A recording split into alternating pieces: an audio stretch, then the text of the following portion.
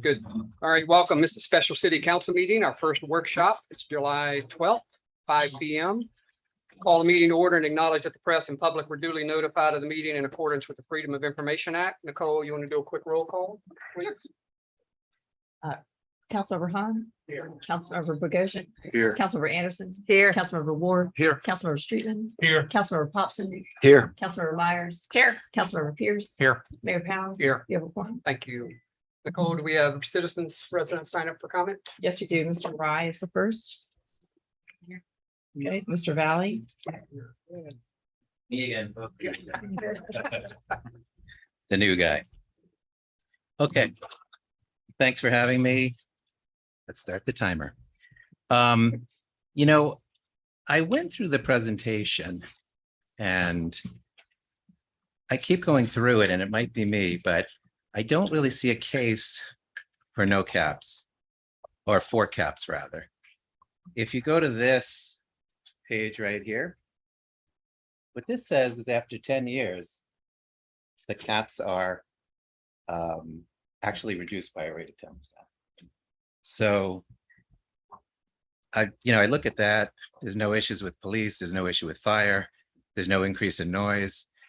And then new build rentals are declining over the last 3 years. So when I look at this, I say, where's the case for? So I worked on my own chart of when you would actually look at that, and you would look at it here when it goes up, not when it goes down, right? So we're not, there's just no business case here. But what there is here is zone 2. Zone 2 may or may not have an issue. The rentals are up 20% in zone 2. The licenses represent 12%, where they used to represent 3%. That's likely due to market sort of economic factors right now, which may change in time. So I do think that you have to dig into that very deeply and really understand about, well, you wouldn't actually change this. You wouldn't actually change your entire island for that. So there's no business case for it right now.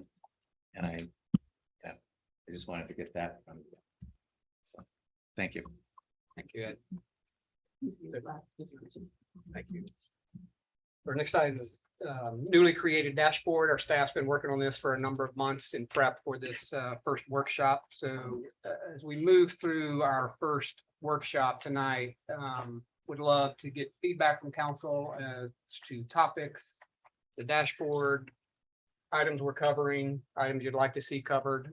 So just kind of keep that in your mind as we walk through this first session. So Desiree, you want to take us through the first couple items, please? Sure, happy to.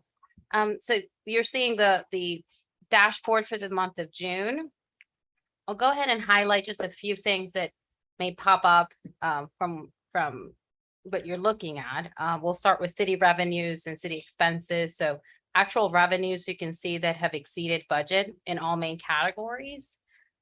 Tourism, higher than budget, property taxes, licenses and fees, significantly higher than budget. We'll get into a little bit more detail on this when we go through the financial statements later on. But here you can see just an overall view of all revenues for the city by the end of June. Same thing with expenses. Actual are running a little bit behind budget, or a little below budget, with the exception of actually, no, there's no exception. All of them are lower than budget, but capital expenses, what's driving that increase of difference between budget and actual is the phase 3 drainage project. Y'all recall we had budgeted for the entire construction to be completed by FY22, and that has been then shifted to FY23 and should be completed by the end of this current fiscal year. A couple of highlights under police department charges and other police actions. You can see that for parking citations, which is the schedule that you see right in the middle, we are roughly 50% from where we were at the same time last year. There are a couple of things that are driving that change. There were several weekends. So we're comparing June of this year to last year. There were a couple of weekends where the kiosks and Floberg were down. We had some technological issues with them. So our police department intentionally didn't write a whole lot of tickets for time expired because of that issue. Also, the recent addition to the text to park has resulted in less violations because people are able to extend their time on their phones without having to go physically to the kiosk to pay for an additional hour or two. And also, you know, per police department, the delineated parking spaces along Palm Boulevard, I know they're only on one side, have reduced the violations or non-compliance when it comes to the 4 feet off pavement rule and whatnot. So those, we did look into those numbers a little bit closer, and they are true, and those are the reasons that are driving that change. I'm sorry, you're talking about traffic under the police department charges? No, ma'am, I'm looking at other police actions, parking citations. You can see Oh, okay. Next one, 2022 sorry. Okay. compared to 2021. Blair. Might I also suggest, this has been ongoing since January. We've been almost 50% parking violations since January. That's because we're not writing tickets, because people aren't out there doing it. I mean, I ride Palm Boulevard at least twice a day, and I feel like a 90-year-old man pointing, there's a violation, there's a violation, there's a violation, and there are no tickets. And if we continue to do this, it's going to get worse. On weekends, it is getting worse and worse and worse on Palm Boulevard because people know they're not going to get a ticket, and they're parking any way they want to, anywhere they want to. Well, one of the things that we are looking at this year, we've already had a couple of meetings to this effect, is evaluating outsourcing the whole parking enforcement. So that is something that we're looking at, and potentially having something to be implemented next year. Right. Have we also looked at raising the hourly wage for beach services people? I know we're still 2 people short for beach services, and $18 an hour just doesn't cut it, unfortunately, Mhm. today. We And- have adjusted it in the past several months, and that's just something that we're looking at continuously, just comparing what the starting rate for other comparable jobs, and Okay. have made adjustments. Yeah, because the high school kids that we've hired now, they don't have the presence to go out there and deal with a lot of parking tickets. We need somebody a little bit more mature that can handle the kickback when they're out there writing tickets. Thank you. Duly noted. Desiree, I thought we were fully staffed on BSOs, not We are looking for one. one. Okay, we just hire one? Yes, Okay, good. Because 2 pages down, Mayor, it says. yeah, we just had one start. Public Works, you can see we're slightly below, pretty similar to last year. I want to point out the significant jump that you see in Recreation Department registrations. This is registrations for all activities, all programs at the rec. You may recall that in February of this year, we shifted to online registrations. But what's driving that jump compared to 2021 is summer camp. As you all recall, during COVID, the city limited the participation on most programs to 50%, and this was the first year that we went back to normal participation. One last thing I want to highlight under building department in the middle section at the bottom. Year to date, 6 months out of the year, and through end of June, the value, construction value permitted is valued at 90 million compared to 117 million all of last year. So that's pretty high compared to last year. 30 new homes have been permitted. And you see a 7% increase in the amount of short-term rentals that have been licensed compared to last year. So we've seen it. Can I correlate I don't know if I can correlate the value. If you got 30 new homes in 90 million, is that $3 million a home value? Is there a correlation there or not? The construction value is all building Permits. permits, so it's not just new home construction. So we've had 30 new homes when we had all last year 49.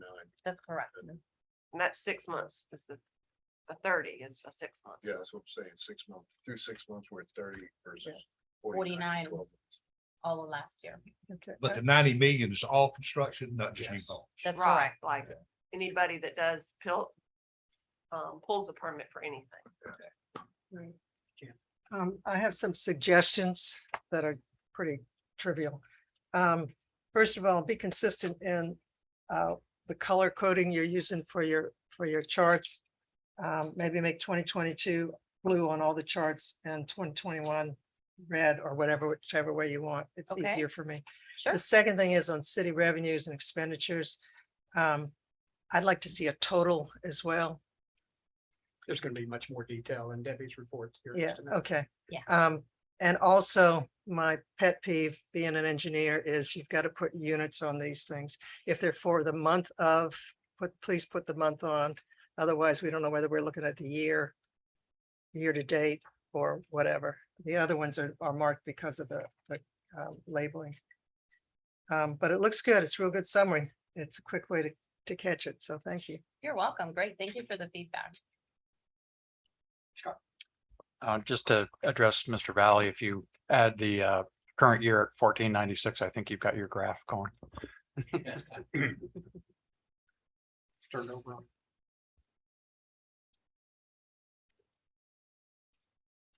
All right, we'll go to departmental reports.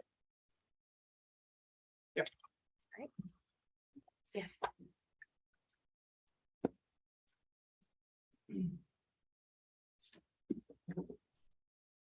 Good afternoon, everybody. I'm happy to present the police department's update for June on behalf of Chief Cornett, who's not here tonight. Officer Swain, can you just lift the mic up? Sure. Is that better? Thank you.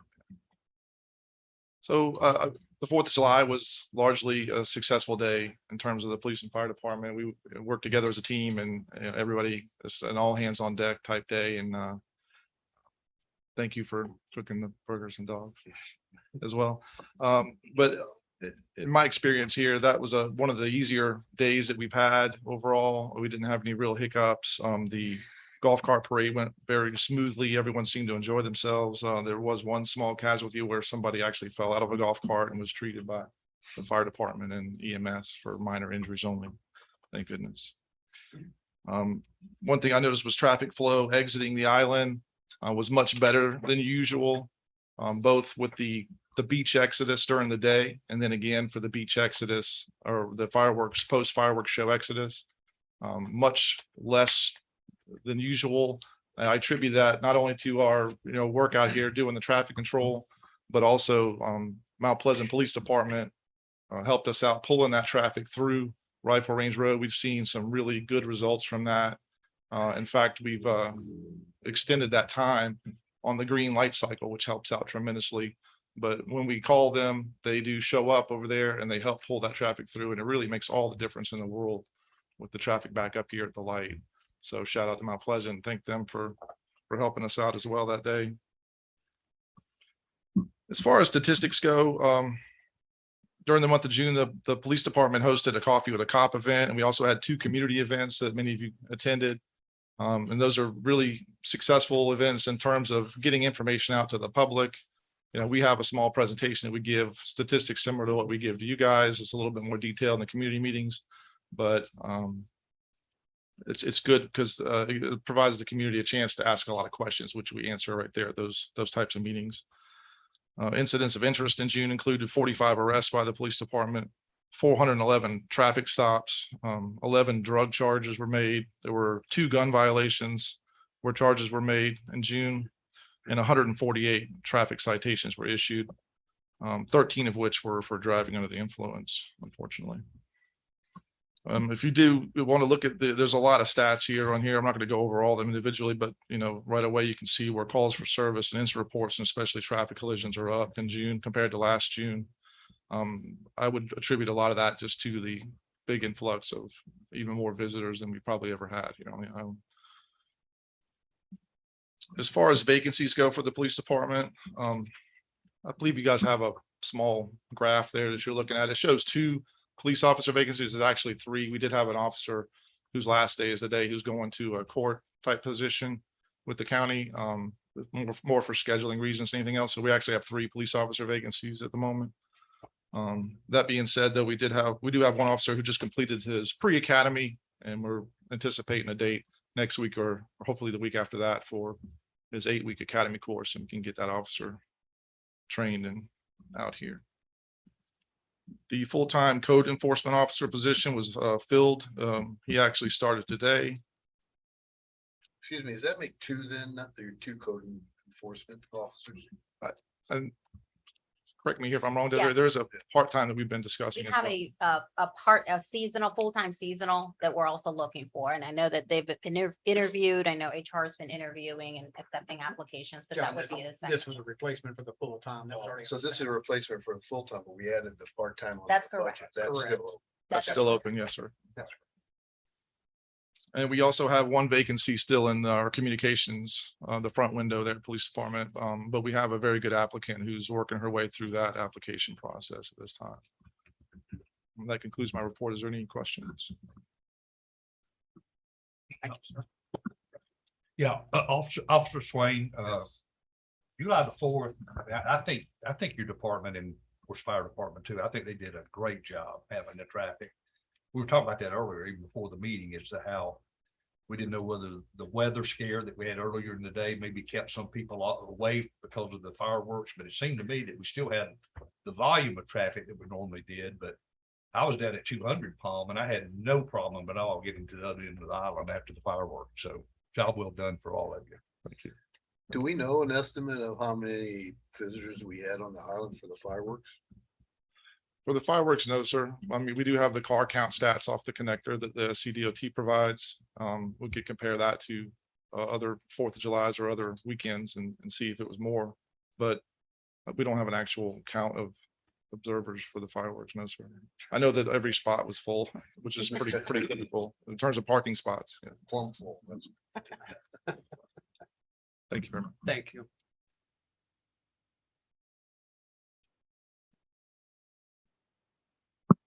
And I'll pull it down so it'll be closer to me, right? Desiree Hyde. No, in fact, last night I thought I should put a platform for her because I couldn't see over the podium. Sorry. Just a couple of highlights with the recreation department. We did put out an RFP for the racquetball and reconstruction of the basketball courts. We didn't get any responses, but I did get some feedback from some of the contractors. So we're going to wait until August. They're all so busy right now. They didn't have time. And also one of the contractors didn't have time to come out and do an on-site visit in the time frame we gave. So we're going to hold off until August and do it again and give them a little bit more time to come out and check out the facilities. The other thing, our sand sculpting event went great. We had 53 teams this year, which I think might be the largest group we've ever had. It's very successful. Weather was perfect. Everybody was happy. Also, our beach run is July the 23rd. We're encouraging all the city employees as a part of the employee wellness program to participate in this. And our farmers markets, the 3rd Thursday of every month through October. And so far, they're going great. So unless you have any questions, that's the highlights. Okay. So the people that we're not, the contractors that are you're gonna get back to them in August, or they're gonna get back to you, or what? I'm gonna get They're not back. interested at all, or they're. I think they're interested. There are just a lot of projects going on now. And compared to the other projects in the county, we're pretty small. We're probably pretty small to them. So I don't think it's that they don't want to help us. It's just that they're so busy right now. They don't have room to accept another project. But Katie, to your point, we did reach out directly to them when Right. the RFP was out to make them aware of the deadlines and make sure that they had it in their world to apply, to submit. Right. And I'll reach out to them again. Thanks. Thank you, Dr. Jean.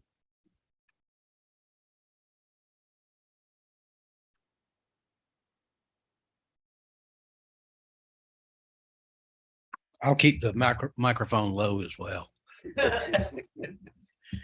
So the month of June, of course, was the end of the year and we were fortunate to stay under budget on our vehicle maintenance. I did have to buy one of the dumpers, which is a big expense, but it was an emergency.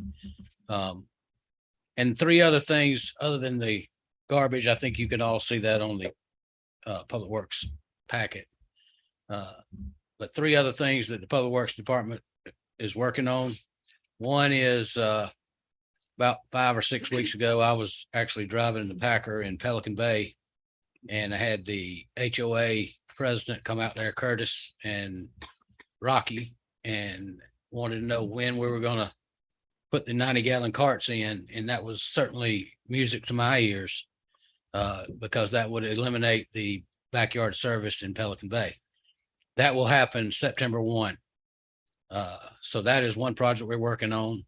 Another good news item is about 15 years ago, I took half of Mariners Walk, which has enclosures, and took the single family garbage cans out of those enclosures and put in commercial dumpsters.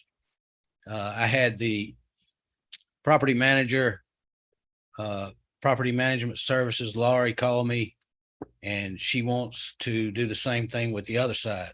Again, music to my ears, because as we have gotten bigger with houses, our efficiencies and the potential of overtime, then those are going to be the things that I was going to look at first, so that we don't pay overtime. So as to do that. So that's going to happen. So she's going to go from 6 enclosures to 3. And then we're going to put commercial dumpsters in there, which would give my guys a little bit more opportunity to get that garbage so that at least they could get a lunch. The third big thing that we're going to do as soon as we get through this season is the upgrade in our city compactor, getting in some and remodel and redo some of the things that we have discussed for months in the Public Works Committee. That will take place as soon as we can get through our summer season. Other than that, any questions? Mr. Mayor, I'm not sure if it's the right time to bring this up, but can we do something about our maintenance building as far as painting it? It's the first thing we see when we come on the island, and it's the last thing we see when we're leaving the island.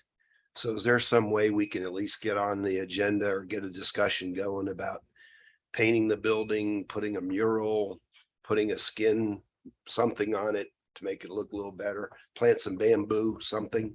My favorite color, Charleston green. Paint the fence. Could we sort of get that on the agenda somewhere?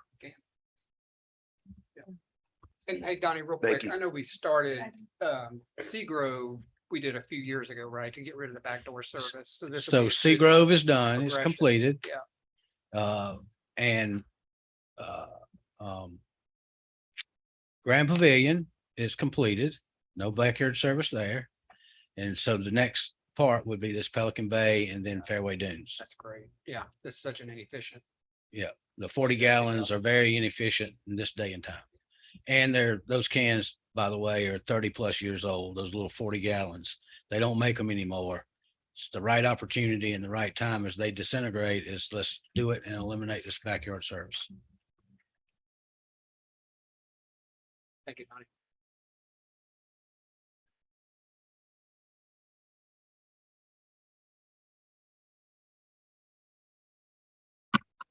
Might have to adjust this up.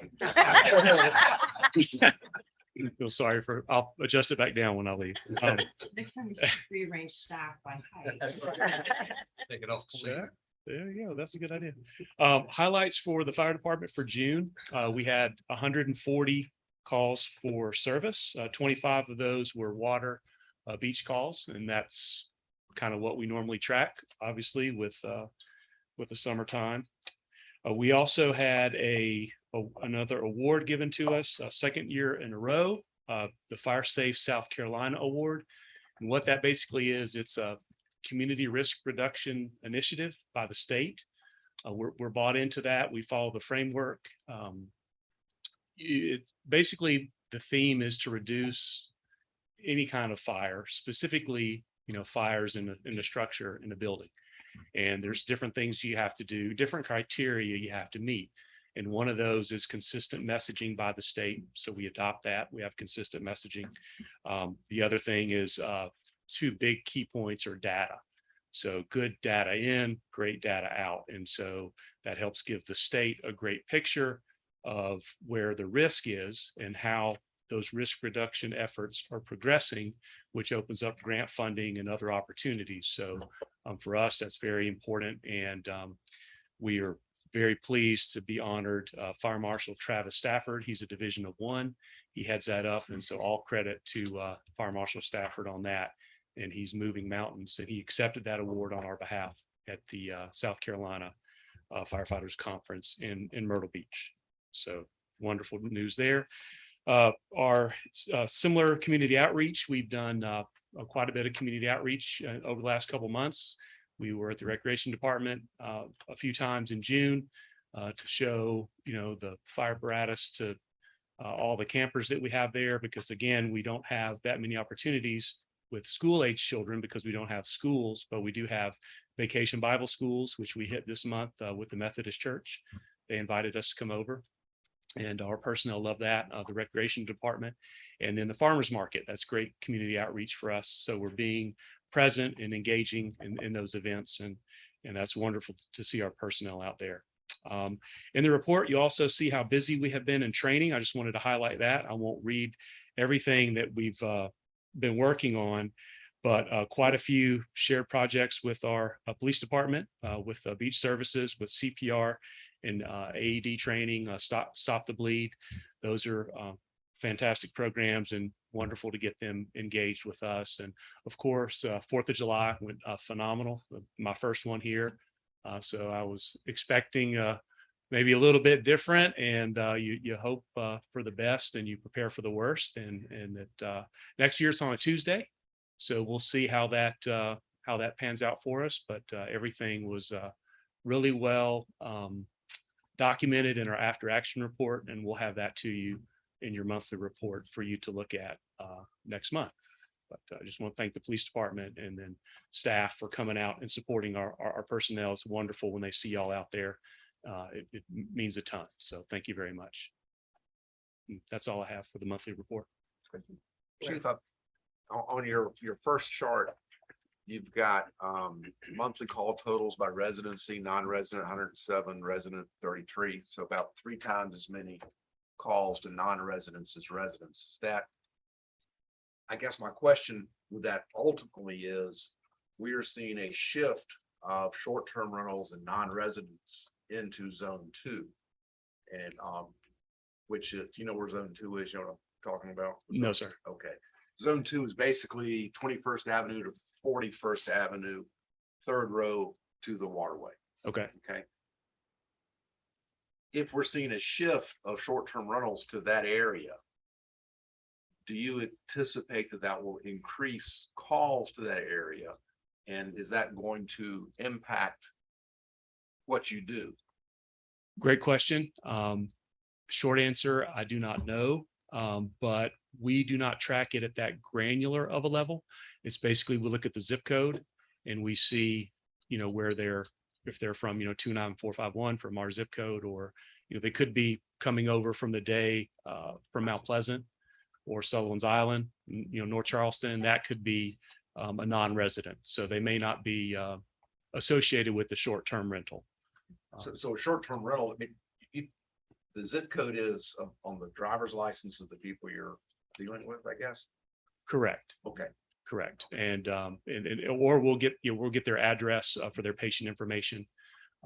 So it depends. We don't track it to that specific level. It's basically just, do you live at Isle of Palms, or, do you not? If you could help us with that, maybe in the next few weeks, because we're trying to deal with short-term rentals and whether to limit them or not. And if short-term rentals are increasing your load, is that going to change where your load goes?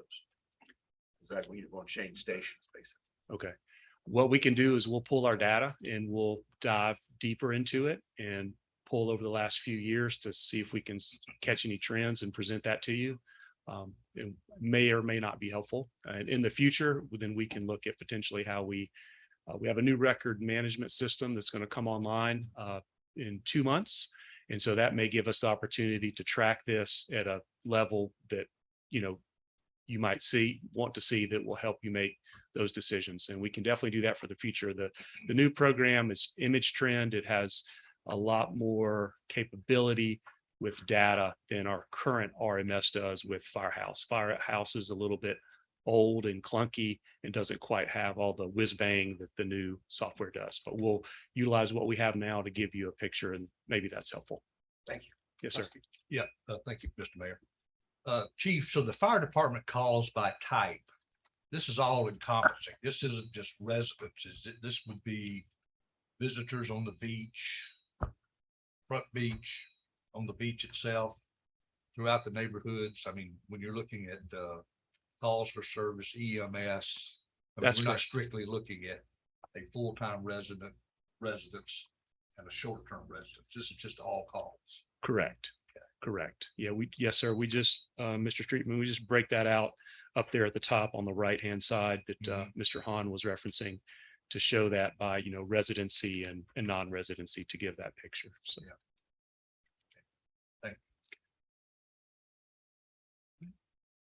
Thank you. Thank you. Thank you, Chief.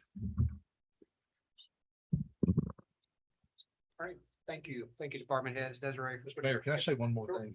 I mean, just for the listening audience and those who are in the audience in person out here today. I mean, this dashboard, I think looks great, but there's also a number of pages in the deck. It's posted online that has a lot more in-depth information about all of this here. So it's a very complete report, very all-encompassing and very thorough. So anyone who wants to deep dive, there it is. Thank you.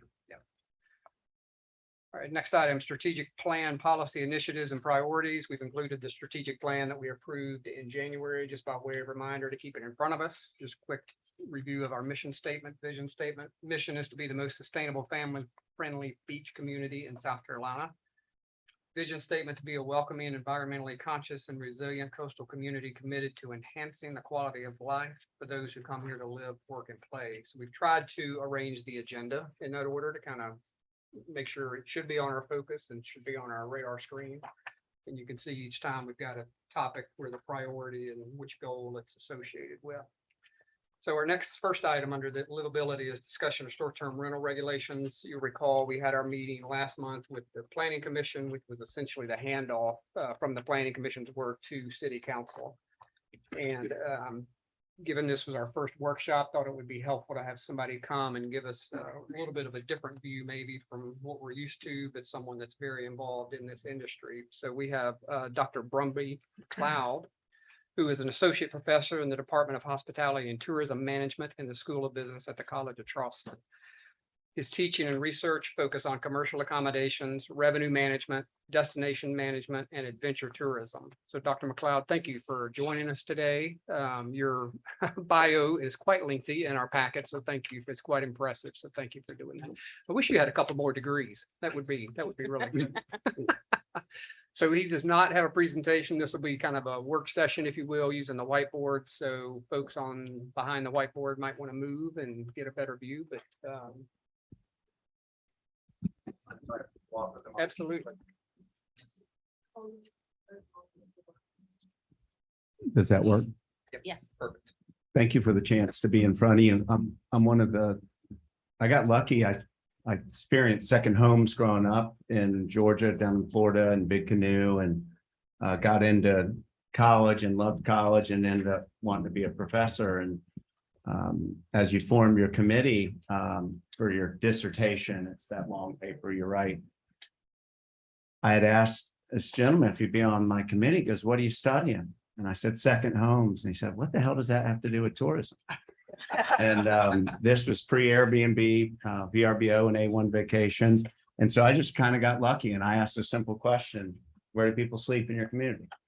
And then you can start asking questions like, where does your workforce sleep? And, where do your firemen and your people sleep? And so often, of course, my students are always thinking of hotels. And then we start discovering that clubs have nice homes, farms and farm experiences, and places like Ronald McDonald House and dorms, and it's rather complex. So what I want to do is show you a few things. I was responsible. I've been working with Douglas since I got here in 2010. I worked in UNLV, and of course, Vegas is a city that does not like vacation rentals because it hurts their hotel business. Thanks, Doug. So when I got here, I knew that what the Explorer Charleston was talking about for accommodation performance was missing a significant amount. And basically we knew how much taxes were collected. But what we couldn't figure out is the hotels didn't explain where it came from. And so you guys are what I call a lifestyle community. I do survey research and qualitative interviews. I just finished one of the largest studies in the country with VRBO and a group called Rent Responsibly, where we interviewed city managers, city staff on how they've been dealing with it in places like Aspen and Park City and Roaring Fork Valley and so forth. So we're a good market for this. When we started, there were about 7,000 listings in the Tri-County area. Most of those sat in the beach communities, and probably the biggest controversy was around downtown Charleston, which that's the tendency. You want to correct something, you over regulate, and that's been the trend that we've seen. And a couple things I'd just like to say about this town. And if I can, I'll draw a little bit, but the first thing I like to do is kind of just look at what is our inventory of places to sleep. And so roughly, can I say 5,000 housing units? Is that fair? So those 5,000 housing units, we're only dealing with about 1,500 that are in the short-term rental. Now, we also know that there's a movement of rentals when they occur. So, and the type of product. So the biggest product out here, anybody know what it is? It's your condos. Your 1 and 2 bedroom, which that market will bring down prices forever. They're just they last forever. The HOAs and CCNRs, and that's your largest number of vacation rentals. And so your most valuable are your single family residents, of course, oceanfront. And you can see that in the uncapped section of the zoning that's really along the beach. And then zone 2 is definitely an area where I think there's some interest. And this is where I come back to is what do you want this community to look like? It's yours. I think the zoning is very appropriate. We've seen that as a great balance for cities.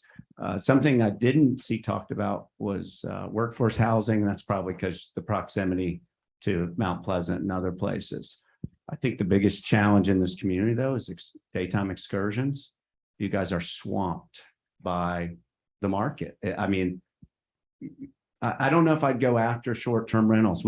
This is nothing like Folly Beach. We started at 450 discovered rentals. When we were done, they had 750 and then went right over 1,000 into 1,100, more than 50% of their housing. So I don't know if I'd be cautious about messing with it. Mount Pleasant did a cap. First year we hit the cap. We haven't had that many rentals come forward since. And the market, this has been one of the most stable of the Tri-County area, this market. You've probably read about Seabrook. A lot of that had to do with just people not being able to get out, and we were open for business. So some of those summer peaks that we saw in 20 and 21, we're going to see that go down, mainly because the rest of the country's open. It's kind of like the oil spill in New Orleans. We saw that surge, but they didn't come back the next year. So I want you to think about how much your housing's really in. You're not the most efficient community, because if you only have 1,500 rentals, how many full-time residents or homes are actually resident occupied year round? Do we know that number? 1,500. About a third. About a third? We usually say a third for permanent residents. 1,600. 1,600 units? 1,650 units. Okay, yeah, and so, we say we have a housing problem. It's like the food problem. We have a distribution problem, right? You got this pool of houses that are not in the rental pool, that are empty bedrooms. Like, what do you want? And that's kind of, what's the efficiency number you want? When we look at a town like Durango, it's in the mountains, has a university there. They have like less than 10% of their housing is being used. But when you, so that's important.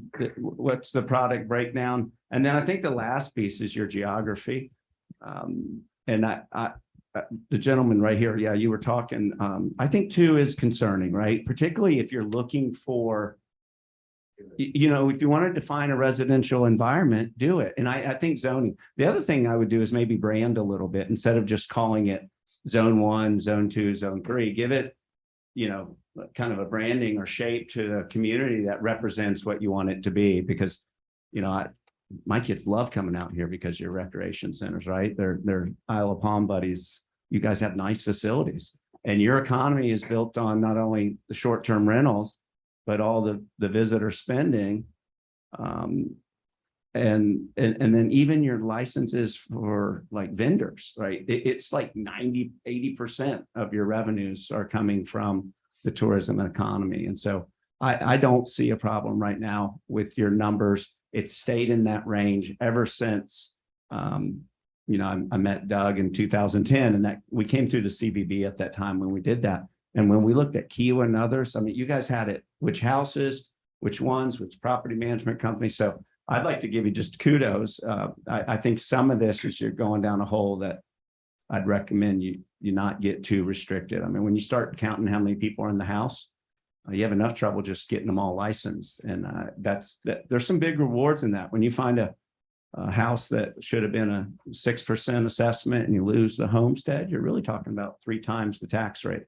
And I think that's a good place to keep spending your time. The last one in this area is the county governments do a lot of work for the cities. Are you guys using that licensing function at Tammy and Shamikwa up at Charleston County? We have our own. Okay.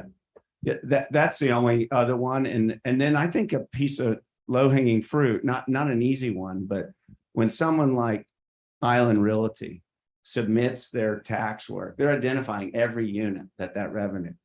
We still aren't getting that from Airbnb and VRBO, right? So that big check that comes into the county, I don't know where distributed, right? And so I think that's where I put some energy instead of creating something for you. But listen, my favorite thing is local government. I love that we have a choice. It's about placemaking and what you want to be. So be happy to answer questions, talk about studies we're working on, but that's something. Yeah, where? If you could speak to the issue of, and this is as I see it, and I've spoken to a lot of realtors that have sort of agreed with me that as the Charleston metro area grows, and it's expected to double in the next 10 years, if not less than that, there will be pressure on our island for more permanent residents, because you have the CEOs and the executives of these companies are going to want to live at the beach, and they'll be able to afford to live at the beach. So the thought process is, as it grows, there's going to be less short-term rentals because the community is growing and we're such close proximity to the rest of the community. Have you seen that anywhere else in the country? Does that make sense what I just said, or is that all nonsense? No, there's certainly times when your community is going to be, the recipient of a high wealth individual moving in. And we see that. We see the size of the homes, which you guys have addressed. But we still have all that inventory that's not new and sexy and big and modern. That's going to be here for a long, long time. So So if you really think that's the case, though, and I know you say you shouldn't spend the time and the effort, but if you really think that this third is it's always been that way, it's always going to be that way.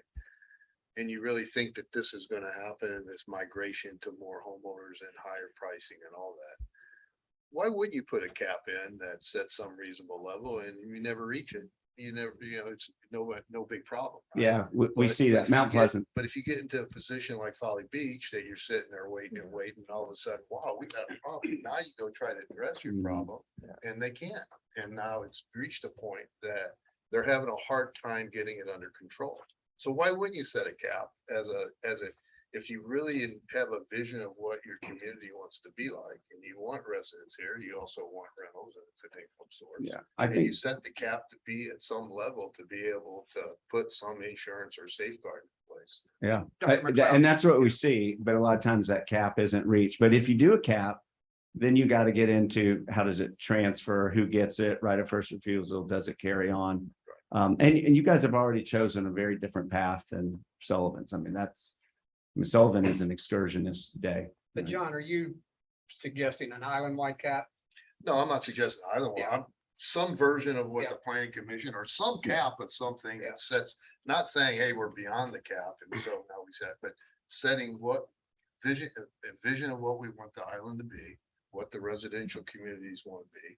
And then set a cap in place that we prevent us going and reaching where a Folly Beach has become or some other community like that. And if Blair's vision, you know, where we have more and more people coming on to be full-time residents come on, then you don't have to worry. If you really believe that we've always been a third, a third, a third, and we'll be a third, a third, and a third, you know, in 20 years from now, then you don't have to worry because we never reach the cap. But it does protect, you know, short-term rentals aren't a problem unless they're next to you. Right.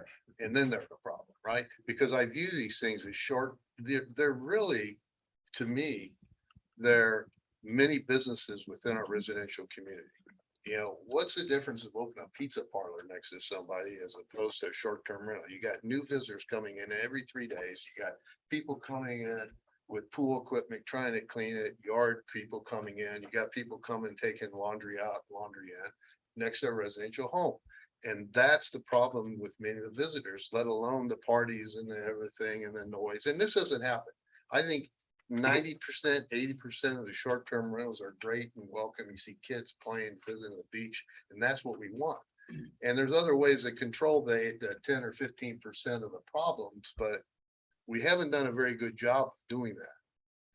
And so that's where I think, where I hear from the community, the ones that are concerned about it, is how do we stop this? How do you know, where does one property right begin and the other one's end? You know, if you're a short-term rental that's violating somebody's property rights, you know, that they can't enjoy the quiet enjoyment of their home, they've got property rights too. And so this is the argument I think we get into, and I don't know if anybody wants to say, we want to stop short-term rentals on Isle of Palms, but I do think we need to look into the future and say, what do we want our community to be and how can we put safeguards in place to protect that? Jana? I'd like to second what John just said and add a little bit to it. I don't think anybody, well, I don't want to limit short-term rentals. What I want to do is I like the community we have now. I think everyone here who lives here enjoys being here. We don't want it to change dramatically. And as John said, it's easier to do it before it gets to be a problem rather than trying to, it's like a broken glass, you know. It's easy to put it in a safe place before it breaks. And that's where I think we are now. We're in a safe place. We're not intending on taking away anybody's licenses or anything like that now. And I think we can set a cap and set a limit on the numbers that we have here that'll be greater than what we have now to allow for some maneuvering and whatnot, but keep the character of the island the way it is for the future. That's, I think, what this exercise is about. Like you said, we're talking about 1,500 units of our 4,500 that we have for starters. And we're going to pick a number probably slightly more than that so that we can grow. We also know from the data that the number of licenses that we have for short-term rentals now are fluid. Roughly, what is it, 30 to 40% turnover every year. So it's not like there aren't going to be any opportunities in the future if you want to rent in the future and you don't rent now. We want to make sure that happens too. And I just want to, I think that's the issue that we want to address, not so much whether it's good or bad to have a cap, but that we want to keep the community character that we have now. And that's what we're looking at. Jen, don't you add? Hey, Kevin. Sorry, yeah. Yes, when I hear of caps or limits, I think of two things. More regulation and loss of property rights. So can you speak to the areas, towns, cities, where their caps have been utilized? Any legal challenges that have come from that? Yeah, so Lake Tahoe had little sections with caps. Durango, the renewal was important because in the renewal, you didn't necessarily get it, and there was only so many that could be within so many, a certain range, so many per block, so many on the corner type thing. I do think that zone 2, that's something you guys definitely want to look at if that's an area you want to protect. You can see that the short-term rental is moving into that zone. The waterfront, I mean, there's many cities that the first 2 rows are where the vacation rentals are, and you take it out of the interior. I think access to the intercoastal, those are going to be hot areas because people like me, or many of us, can't afford a waterfront. So it's our only way to experience that is through the short-term rental experience, so. A quick follow-up. So by drawing zone lines, are we in essence picking winners and losers? Let me go back to, I believe in the right to bear guests. Like, I think the right to have guests in your home is a fundamental right and property right. But zoning is a very important tool to local government. If you're inside the gates, you're in it's a planned tourist community with, multiple hotels and condos that were designed. But I think as you're outside of it, there's an area that you want to remain residential. And I think that's your prerogative. And I think that's what's beautiful about local government's ability to do that. Are you picking winner? Yeah, it's uncomfortable when you have to send out letters to property owners and let them know you're restricting their rights, you're restricting their income, but this isn't Bluffton where you're getting 50,000 for a home a week. I mean, you have some like that where you're up in the 20s. But it's not a get rich business. It's especially in this market, especially in the island communities, but helps me cover the cost of the second home. And then for many, it's a life cycle, right? They acquire it knowing that they're going to ultimately live in it in retirement, but they have this kind of life cycle in which they use it with their kids, and then their kids only want to use it without them, and then it sits empty, and then they retire. And we see that cycle again and again. And then what Jan mentions is this 30%, disappear, right? There's this churn that happens every year. Bonus round. I guess for us, I think it's that question, do we want to be a residential community with rentals, or do we want to be a rental community with residents? And I look at it also with the hospitality rooms. I was on the planning commission. We start tracking rooms, and I think what we're seeing, and I think we just saw an uptick according to the latest numbers of 93 more licenses in just 1 year, which equates to another 300 hospitality rooms being added to the community here. So we're over 5,000 now. And I think to John's point and Jan's point, I guess the question we're wrestling with is, what is saturation? What is saturation where we tip over from being a residential community to basically a hospitality community? I don't know the answer to that, but I think we're also seeing where smaller homes are being, when we look at just pure units, the small homes are being replaced with 8-9 bedroom mini hotels. So this is a tough subject, but I think we're seeing not only license growth, but I think we're seeing hospitality room growth and with that occupancy. So how would you wrestle with the, full vacancy for a community, or what is that tipping point? Yeah, that's your setting. I mean, I see this again and again in many communities where there's still, it's a second home community. Right. I mean, I don't recall what's your 4%, 6%. It's a third. A third is 4%. Oh, between second homes and Yeah. and short-term rentals. Yeah, so We're about 1,400 second homes. We're 1,650 primary residents. Now it's 1,500 short-term rentals. yeah, so I was getting We've at- got the room breakout and the geography on that. Yeah, I was thinking of the 4% versus 6% assessment, right? Most 6%. All the short, I think second home and the rentals would be the 6%. So And- 2/3 and a third. Right. Yeah. And then the other thing you have here is, how much do you want to take on your state? And we've seen a number of states that preempt. We've seen legislation here, but in that regard, I do it while you can, right? If you want to do something. But we've seen states like Utah and Idaho where the local government really can't do anything about listings online. Because the state is Preempted, yeah, and there's no, that'd probably be a retroactive thing.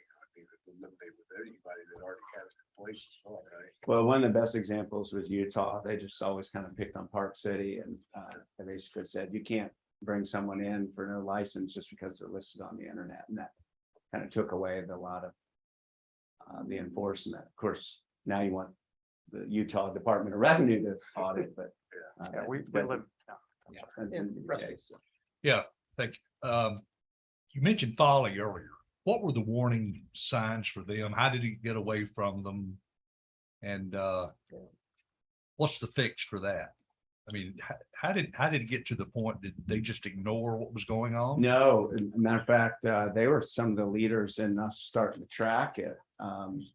They worked with the county and just knew there was more there. I think it's openness. There's no gated communities there. It's a funkier town that attracts a different audience. But they had the same thing, that zone kind of off the beach and before the intercoastal, just swell. We have, correct me if I'm wrong, but we've seen a migration of short-term rentals coming from inside the gate, outside the gate, right? That's what we're seeing in what we're calling zone 2. So it's kind of also, Wild Dunes has less, but what's been less in Wild Dunes is kind of moved into our residential area. So that's what we're kind of struggling with, that scenario there. Having lived on Palm Boulevard for a long time, I can tell you just I guess it's really more than just anecdotal because I lived there for 25 years. Most of the homes, on the front row on the beach and even across the street, most of them now appear to be either full-time residents or second homes. Particularly the ones that have been built recently, because you can't build a home on Front Beach and get a return on investment in regards to making it a weekly rental with restrictions we have in place. Dr. McLeod, you talked earlier about enforcement versus ordinances. You touched on it real quick about counting people or counting cars. We have some ordinances on the books that are car related and people related. So what's a more effective way? I mean, we've had a conversation about enforcement and adding staff to our police folks. I mean, where have you seen ordinances effective or enforcement better effective? Or the cities that are auditing kind of the licensing process are the ones that are, engaged in capturing the value of the tourism economy. The tracking was the lightning rod for us the last 5 years, right? Where are they? Who's doing it? Are they in compliance? And that runs, compliance is 20 deep. I mean, it's, are they filing taxes in the state? Do they have the A-tax license? Are they paying the county, the cities, right? And so that was a good place to be. I think now though, we're in a management, it's much more of a city management, what do we want to be? How do we get there? But I like the report they put together. I thought the zones, it was clear which ones were changing, and I wouldn't overdo this, but I like the caps, and I mean, y'all are going to go the direction you want, but try to give you a little feedback from what I've seen, and the ones where you're counting the occupancy and the cars, you're adding to that list that you can't even get compliance on. Right? It's hard enough to find them and get them licensed. Yeah, Scott. Are you familiar with, I think her name is Jane Baumrind? She manages the short-term rentals for Mount Pleasant. Say her name again. Jane, Baumrind. Yeah. And they've essentially, with their 400 units, established a very collaborative function with the rental community. And the rental community actually, I think, has a high endorsement of what her function does, which is managing the license, monitoring, and compliance. And it seems to be highly successful over there. Not only that, I think they're like what you're talking about, looking at the documentation and ensuring that people are registered. Are you familiar with that function? Is that something maybe we should consider here as? Yeah, I mean, you guys aren't that function too far off of that. I mean, it's a bigger city government, and well, they've got dedication with 400 licenses. It would seem we Yeah, could when they- justify it with 1,500. yeah, we went over, that first year they put it, everyone got it, and then the next year it dropped. So But that process has been easy. I mean, I went and got one the first year. I never rented my house, but I wanted to have one. Cause I was like, oh, they're gonna go away kind of thing. And I live next to a vacation rental or two in Mount Pleasant. So they've done a nice job. I don't know if they've done any better than some of the other local municipalities. But I do know when they work with the county, that tends to be a good, because the county doesn't care what your rules are. If someone's renting their house, they owe money to the state and the county. That's how they look at it, right? And Tammy Freilich, Director of Revenue, that's her goal. And then when they find you didn't have a license, they'll back bill you for that and fine you. Right? It was a real good revenue fine for them doing the audits on that. So. So, have you had, do you know of any communities or many that have addressed this issue with a referendum or some way of getting a more, a clear answer as, because I've heard you say a lot of like what the community wants, and I've heard a lot of discussion about property rights and things like that. Those kinds of things make me think that, I live in zone 2.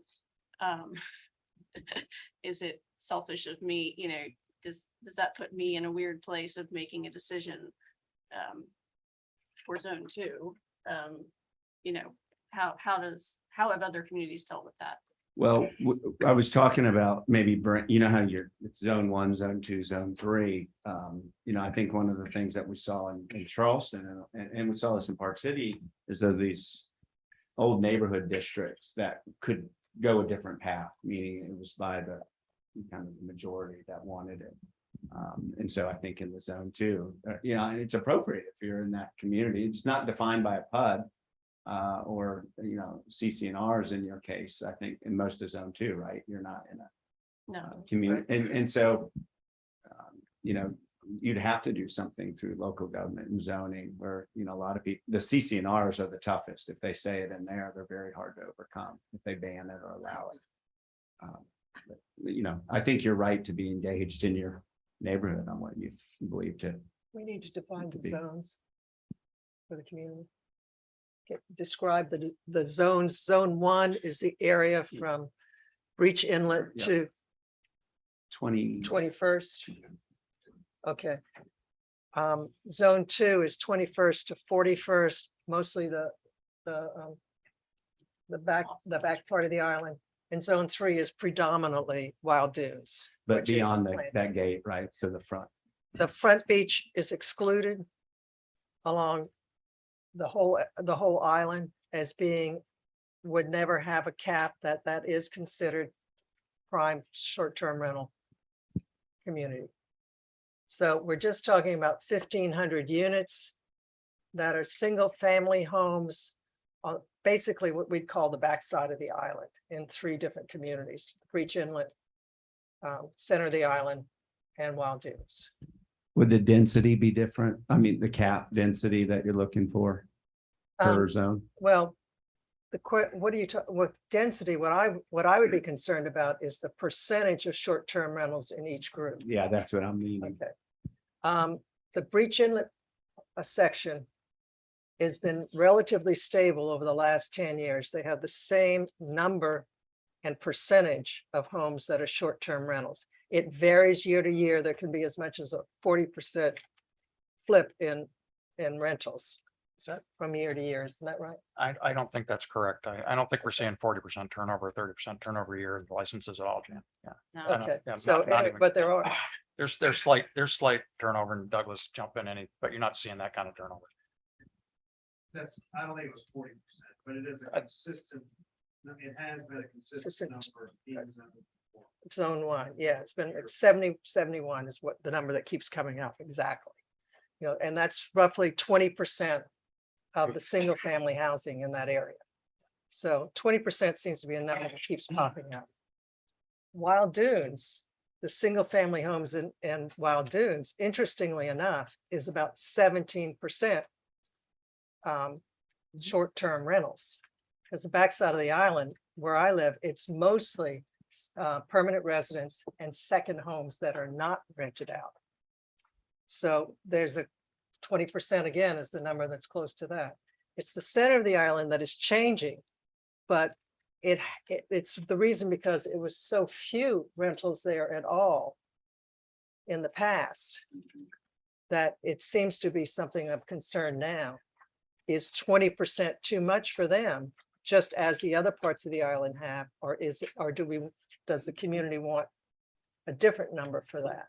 If it's 20%, they're only at like 10, 12% short-term rentals now. So I was looking at it in terms of percentage, because the tipping point is when, like you said, with Folly Beach, 50% short-term rentals is a lot. 20% seems to be stable for the two parts of our island that are close to that. So that's the way I'm looking at it. It's not the whole number. It's the percentage of the single family homes that are there now. What You want changes? to look just at single family residents. We're just looking at single, we agree that condos, townhouses are usually what are short-term rentals and should be used for that. We are looking only at single family homes, only in these three residential areas in the island. Yeah, and it seems to, the problem when you look at it that way is the center of the island. And it's increasing from what it has always been traditionally with very few rentals in the past, like 3% or something. I think, Scott, you can. No, add to that. I don't know where, I think this was there were some proposals with the planning commission on these zones. I think alternatively, and this goes to the winners and losers, another option is that we look at, we've got two zones already on the island. We've got commercial, we've got residential. By zoning and doing what we're doing, we are picking winners, and just my opinion, I think we are picking winners and losers. There's roughly 1,000 licenses currently in the residentially zoned parts of the island. There's about 400, a little more than 400 plus in the commercial. And I think at some point we were saying, look, if you're in the commercial areas of the island, Front Beach and Wild Dunes, you're in a commercial area, there should never be a cap. But if we looked at some kind of way, what is the saturation for short-term rentals in the residential, and not pick the winners and losers, and then let the market forces drive where those go, that cuts out the whole winner and loser by a zone in the back of the island or front of the island or up and down Front Beach. The market's going to drive where those rentals are. If there's more opportunity to produce income at the Front Beach, that's where they're going to go. I think what we've seen, because there is no cap, we're seeing, Forest Trail in the back of the island, they're now the cap rates on those as a rental are starting to make sense, whereas the economics on the Front Beach might be a little more difficult to overcome. So the market's driving them there. If we had a cap on the entire, what is that saturation point? I keep going back to becoming a residential community or a rental community. And I would prefer to see us not pick the winners and losers, have two zones that are already zoned, which is commercial and residential, and then come up with what's that saturation. I'm not an advocate of winners and losers. Dr. McLeod, can you talk a little bit, other communities that you've worked in, what's happened with property values once a city has done something either through ordinance or other type of enforcement? There's strong evidence in housing research that allowing short-term rentals increases housing investment. That's been kind of shown through quite a few studies. I think it's very obvious in a neighborhood like Canterbury, Elliott Borough, where it was defined in a very specific neighborhood. That neighborhood in the last 10 years has become a very hot and trend-setting neighborhood with restaurants and things like that. I'm now talking to banks that are realizing it's commercial lending. I mean, you're collecting a transaction. Is it residential in nature? Sure. But if you're collecting revenues and tracking expenses and you're doing it on the side, it's commercial. And so I still think that, the construction of built to rent now is extremely popular, which puts another big investment group. We're going up against REITs, real estate investment trusts, that have much deeper pockets than the individual consumer. So the market forces are at play. And then speak again to other communities you've worked with, we're coming off of COVID, dust is still settling, markets at a crazy level from a pricing standpoint. Have you seen communities watch it a little bit longer, kind of to John's point, the conversation about folly, do you do something now? Do you do something later? I mean, we're in such a weird market right now. What's been your experience? Well, we saw some incredibly strange behavior during COVID where cities like basically Nothing to do with housing. barricaded, yeah, well, they barricaded people out, owners, Colorado, Crystal Butte, they wanted to not let second homeowners in, they're kind of the outcasts. But every year, like the city league and National League of Cities, ICMA, it's one of the basic things we do where people eat and sleep. And so I think we're going to continue to see variations by city. But I do think, working within the geographical governments like the county is helpful to partner with some of them. Where you have home rule, you tend to see some really rogue behaviors by local government. So I kind of track categories of, All the Constitution. Rock.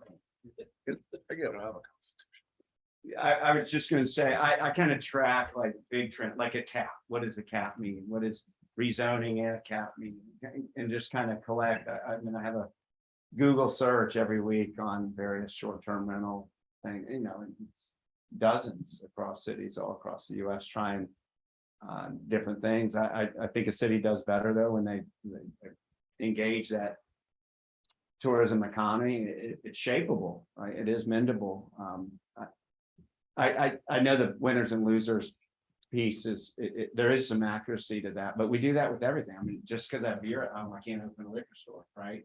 Just because I have a bed in my house, I can't become a hotel. And so I think there is I encourage you to continue to pursue what you're doing. What does this community want to be?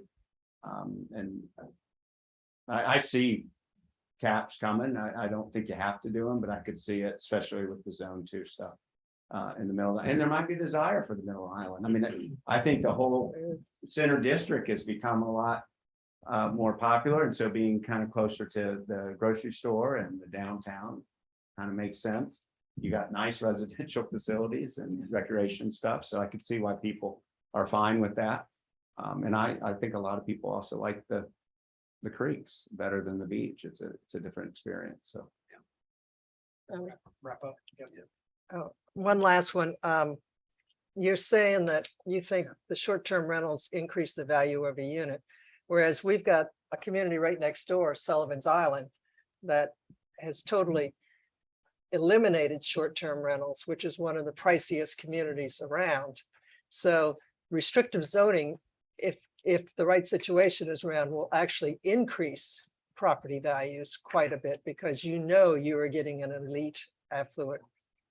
yeah, because community. it goes away from a rentable asset, right? It's just a nice luxury asset that very few can also afford. Yes, so that can work both ways. Second thing was during COVID, what we saw I live in Wild Dunes, on the backside of Wild Dunes in this residential area. We saw the short-term rentals in the single-family homes evaporate, whereas everyone who owned the homes ended up living there during the COVID crisis, and they're staying evidently. They're not. So that's a trend that could, as the value of the house goes up, it seems like there's less likelihood that they're going to be rented and suffer the consequences of having those short-term renters in the house, and more likely to keep them as second homes because they're in probably an income range where they can afford to do that. I don't know how we include that here, consider it here, but it is something to consider. A lot of variables. Dr. McLeod, thank you. Good conversation. Thank you. Appreciate it. Thank you. Next item is environmental update. First is an update from the Environmental Advisory Committee along with a discussion for a proposal. Douglas.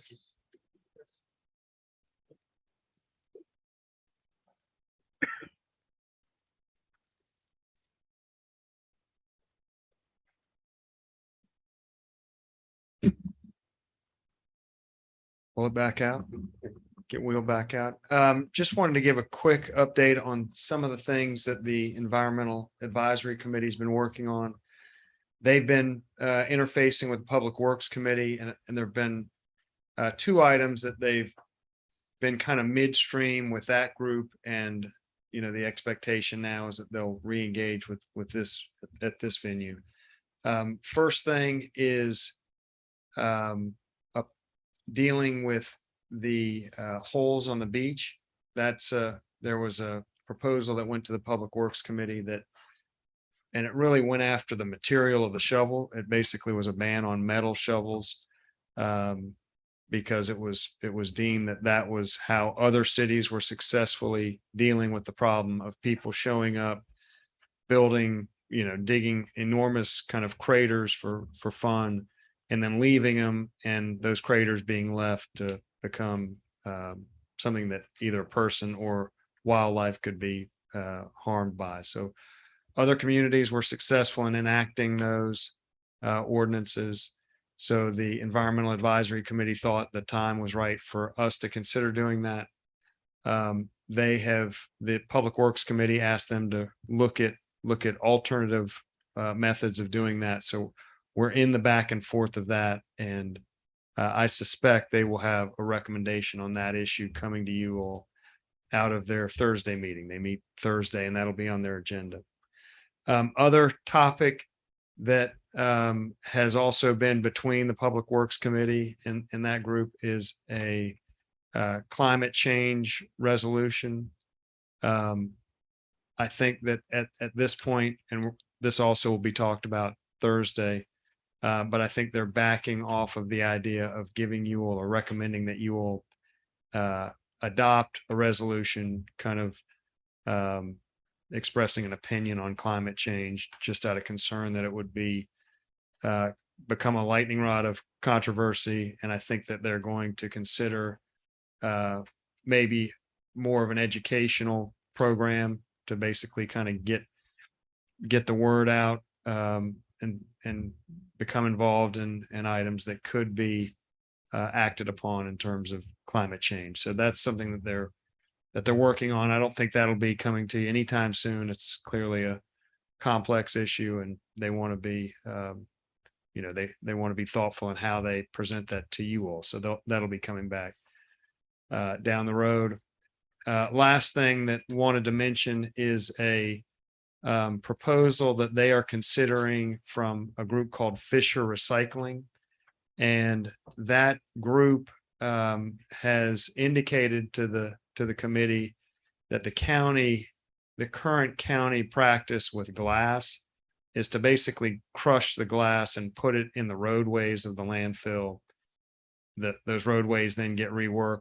And so at the end of the day, that glass is in the landfill.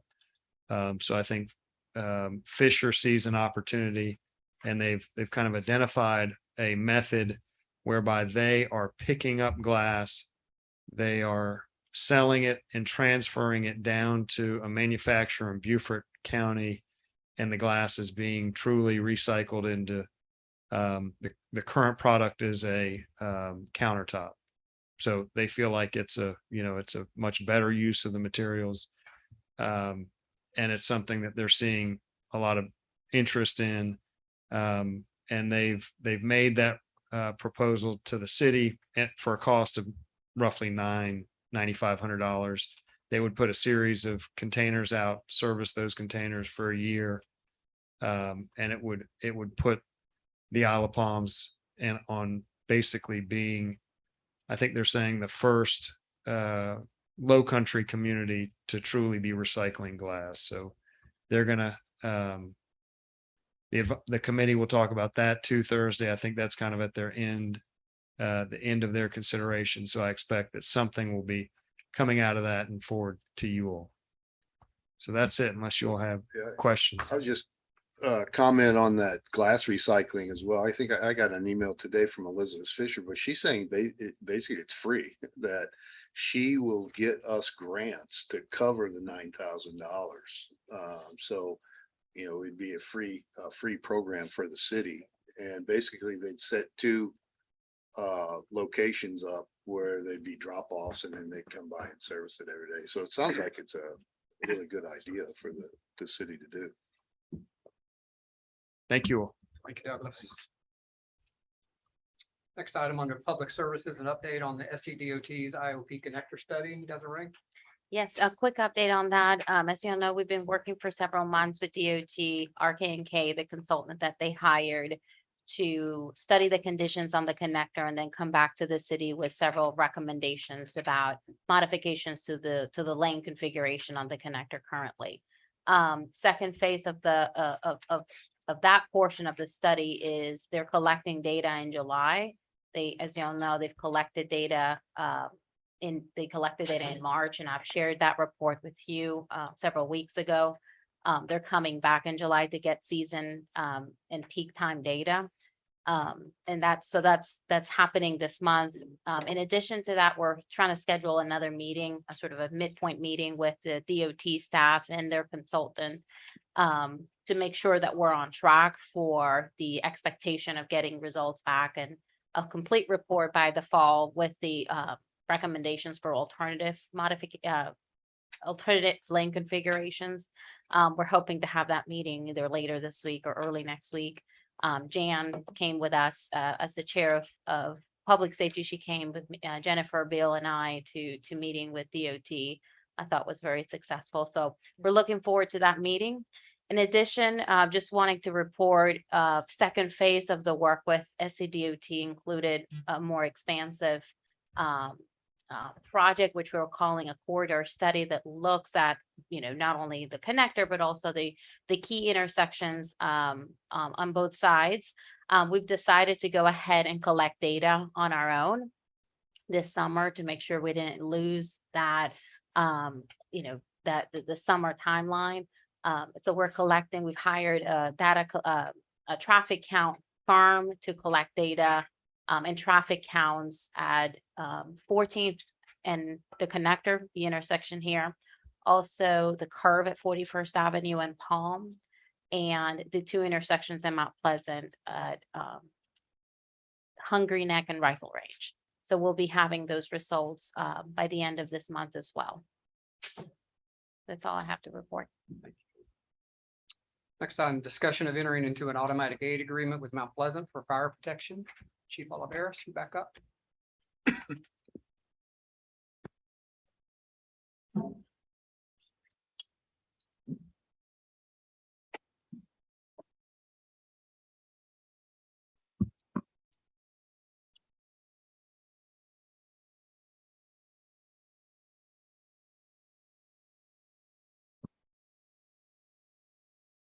Okay, so try not to mess up the PowerPoint here. Amy set me up for success, so we'll see what we got. And I just have a few slides. So basically, what we have done in our 30 and 60 and 90-day assessment of the fire department is we've identified areas where we could use economies of scale, where we could utilize resources in a more efficient manner. How can we be safer? Where can we leverage our partnerships to deliver excellent customer service? And that's in response times and firefighter safety and all those things. So what I'm proposing tonight and up for discussion with you all is that we enter into an automatic aid agreement with Mount Pleasant and the additional partners that we have with the city of Charleston, North Charleston, James Island, Johns Island, St. Andrews. We have that group that is working together, sharing standard operating guidelines, sharing training, using joint purchasing, those type of things, which really would increase our efficiency and safety. So it's not just Mount Pleasant. Mount Pleasant recently joined the group, and we would obviously like to do the same thing so we could deliver excellent customer service. And I can detail those reasons that we have and any challenges that we have also forecasted and identified talking to our partners. So just to give you a brief overview, we have mutual aid and automatic aid. So right now we have mutual aid with all the Charleston County fire departments. And what does that mean?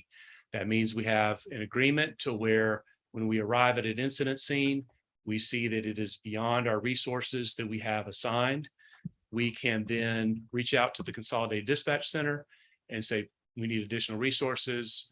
we would like to request, 2 engines, 1 ladder, and a battalion chief. And they'll come back to us and say, to that incident commander, they will say, okay, we copy that information. Where would you like these to come from? And then you have to specify 1 engine from North Charleston, 1 ladder from Mount Pleasant, however you divvy it out. And those resources have to be available. If they are not available, then they'll come back, and there's a lot of back and forth. So that is a time delay. Automatic aid, what automatic aid is, the same thing as mutual aid based upon that agreement, but your resources are baked into your initial dispatch.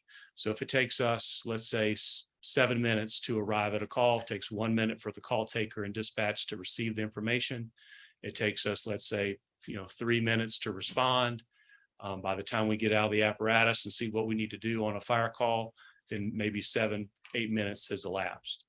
Well, then that resource is, if we need additional resources, they're delayed by that 7 or 8 minutes.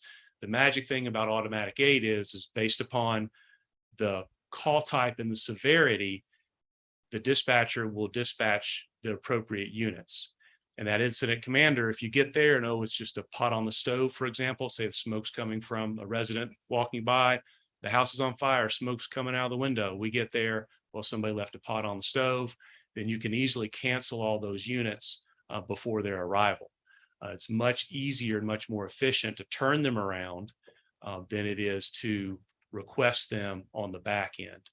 And I'll detail some of those reasons. So the sofa superstore for us was our moment here in the Low Country, and where a lot of the area departments moved to a different model. And that model was based upon the automatic aid model that we have here in our local area, was based upon what they did in Northern Virginia with the Council of Governments, with Fairfax City, Fairfax County, Alexandria, Arlington. And that was born out of, in 1982, I believe it was, the Air Florida disaster when it went into the Potomac. And then they had some difficulty. So the National Incident Management System was really born out of that too. Automatic aid was between local fire departments, was born out of that. So you share the terminology, you share all those things. And so the fire service is slowly moving in this direction as a form of best practice on how we operate together seamlessly. So automatic aid erases those jurisdictional boundaries. It's based upon closest unit. So we have in our units, we have GPS and AVL, automatic vehicle locator. So that will pop up on the screen, and those units will be dispatched, and you'll have your full complement of resources. And so what that does is it increases situational awareness for the battalion chief, because when they get in their vehicle, all battalion chiefs in Charleston County, they are typically riding 95% of the time by themselves in that pickup truck. And so what they hear on their mobile data terminal on their computer, it'll say, your incident's been updated, your incident's been updated, your incident's been updated. And you cannot drive, figure out where you want to go, negotiate traffic, and then look at the screen to read the notes. And so what do we do? So our fire captains on the apparatus, they are able to read those notes, relay that information to the battalion chief. But if the battalion chief has to wait till he gets on scene or pull over to see the information, I might need to request more units, then there's a delay there in getting to the scene. So automatic aid bakes all that in based upon risk. So we take all those call types in, from a vehicle fire to commercial fire, a high life hazard, which, hotel where you have multiple occupants. A church, for example, would be a high life hazard. Your lower hazards would be your single family dwellings, where you would have a smaller resource complement coming. So automatic aid takes all that into account and streamlines it. So another big thing that we really like in our research and from our experience is that customer is receiving the highest level of care available in the shortest amount of time. That is huge because with that AVL and GPS locator, it also takes into account travel time on the roadways. Charleston County Dispatch is able to look at that depending on on the road miles. And so that's another factor where we leverage technology to help us. And so automatic aid helps to make sure we're dispatching the correct resource. And just to give you a few facts of time and why things have changed in the fire service. So, 50 years ago, 1971, 1972, we didn't have as many things made out of petroleum-based products, plastics. So NIST, the National Institute of Science and Technology, they did side-by-side burn cells. And so their research showed them that now homes will produce 200 times more smoke than they did in the past. Fire growth is 8 times more than in the past. And the big driver for that is open floor plans and petroleum-based products, all those plastics. And so the smoke is unburned fuel.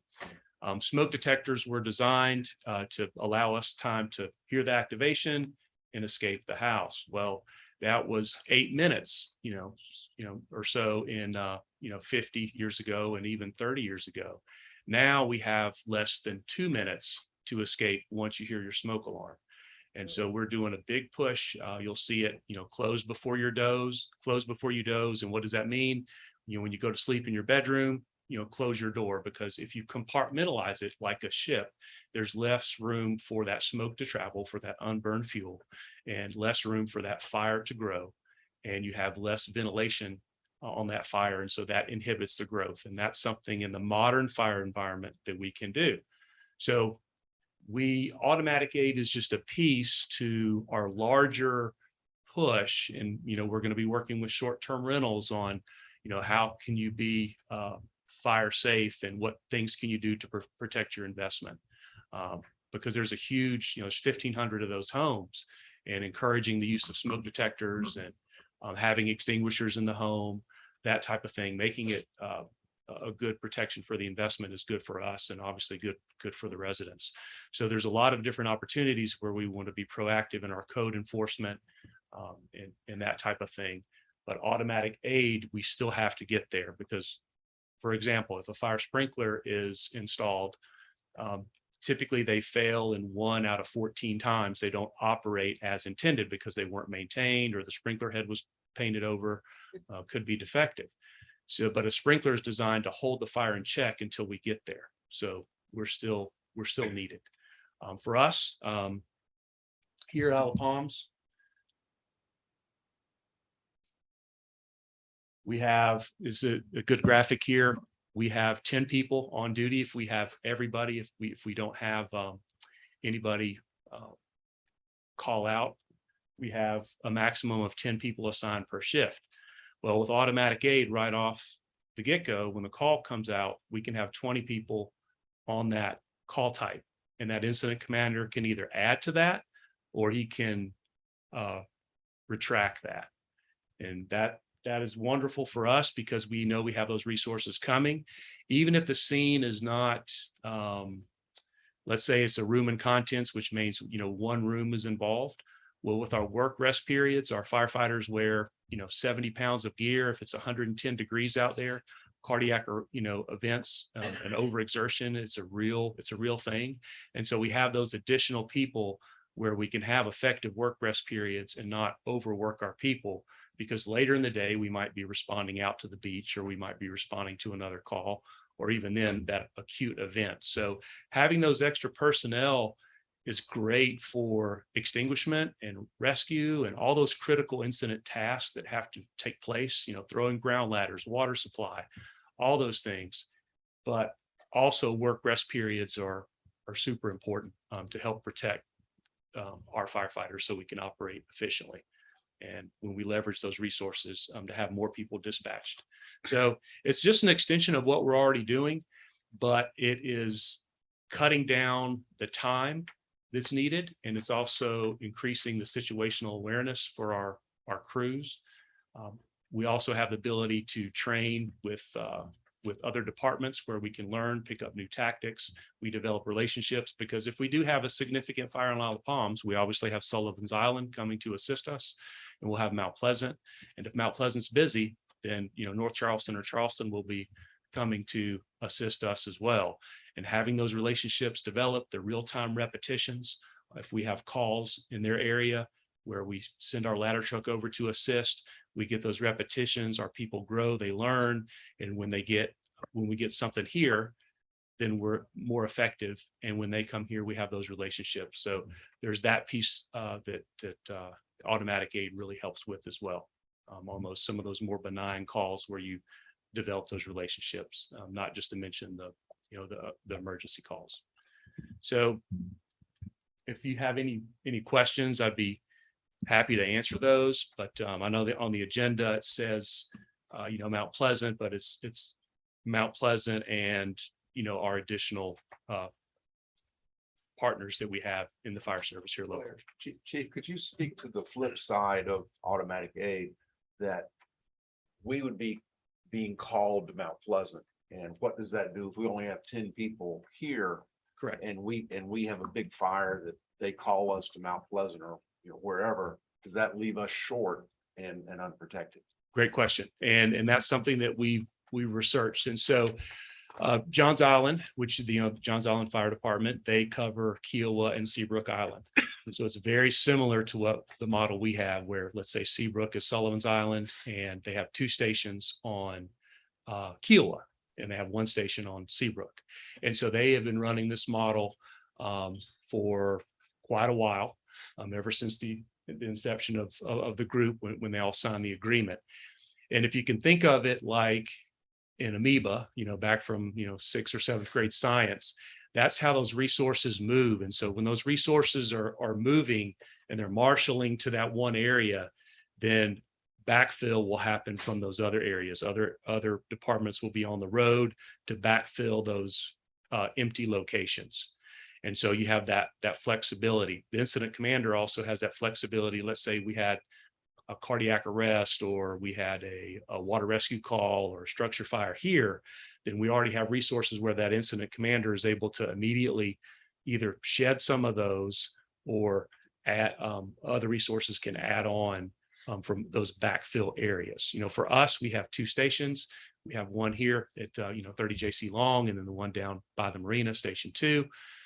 For us, we're almost 5 miles from 4.3, I believe, from 30 JC Long to 1153 6 Mile Road, which is where Station 4 is located in Mount Pleasant.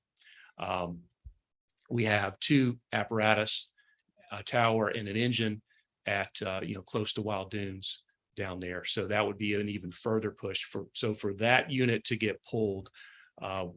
It would be very unlikely. Could it happen? Absolutely. But if that's the case, then more resources would be coming to backfill. And that's where the situational awareness comes in. We're able to promote 3 additional captains. So both of these stations will have fire captains on that apparatus, or on each of those apparatus, one on the ladder, one on the tower. The engine will not have one. That will come later in the future. I mean, we do have a battalion chief. So that battalion chief is now able to practice that resource management. And if that battalion chief and that ladder leave, to your example, then one of those units down there with that officer, with that leadership, he would be like, okay, let's relocate the tower to station 1, or let's relocate the engine. And then we also still have Sullivan's Island, which is available. So we do have some resiliency. Thank you. But great question. I'd just like to make a comment, and that is that we are already benefiting from this. First of all, it keeps our fire department the right sized, so that we are always safe and have the best coverage that we ever can.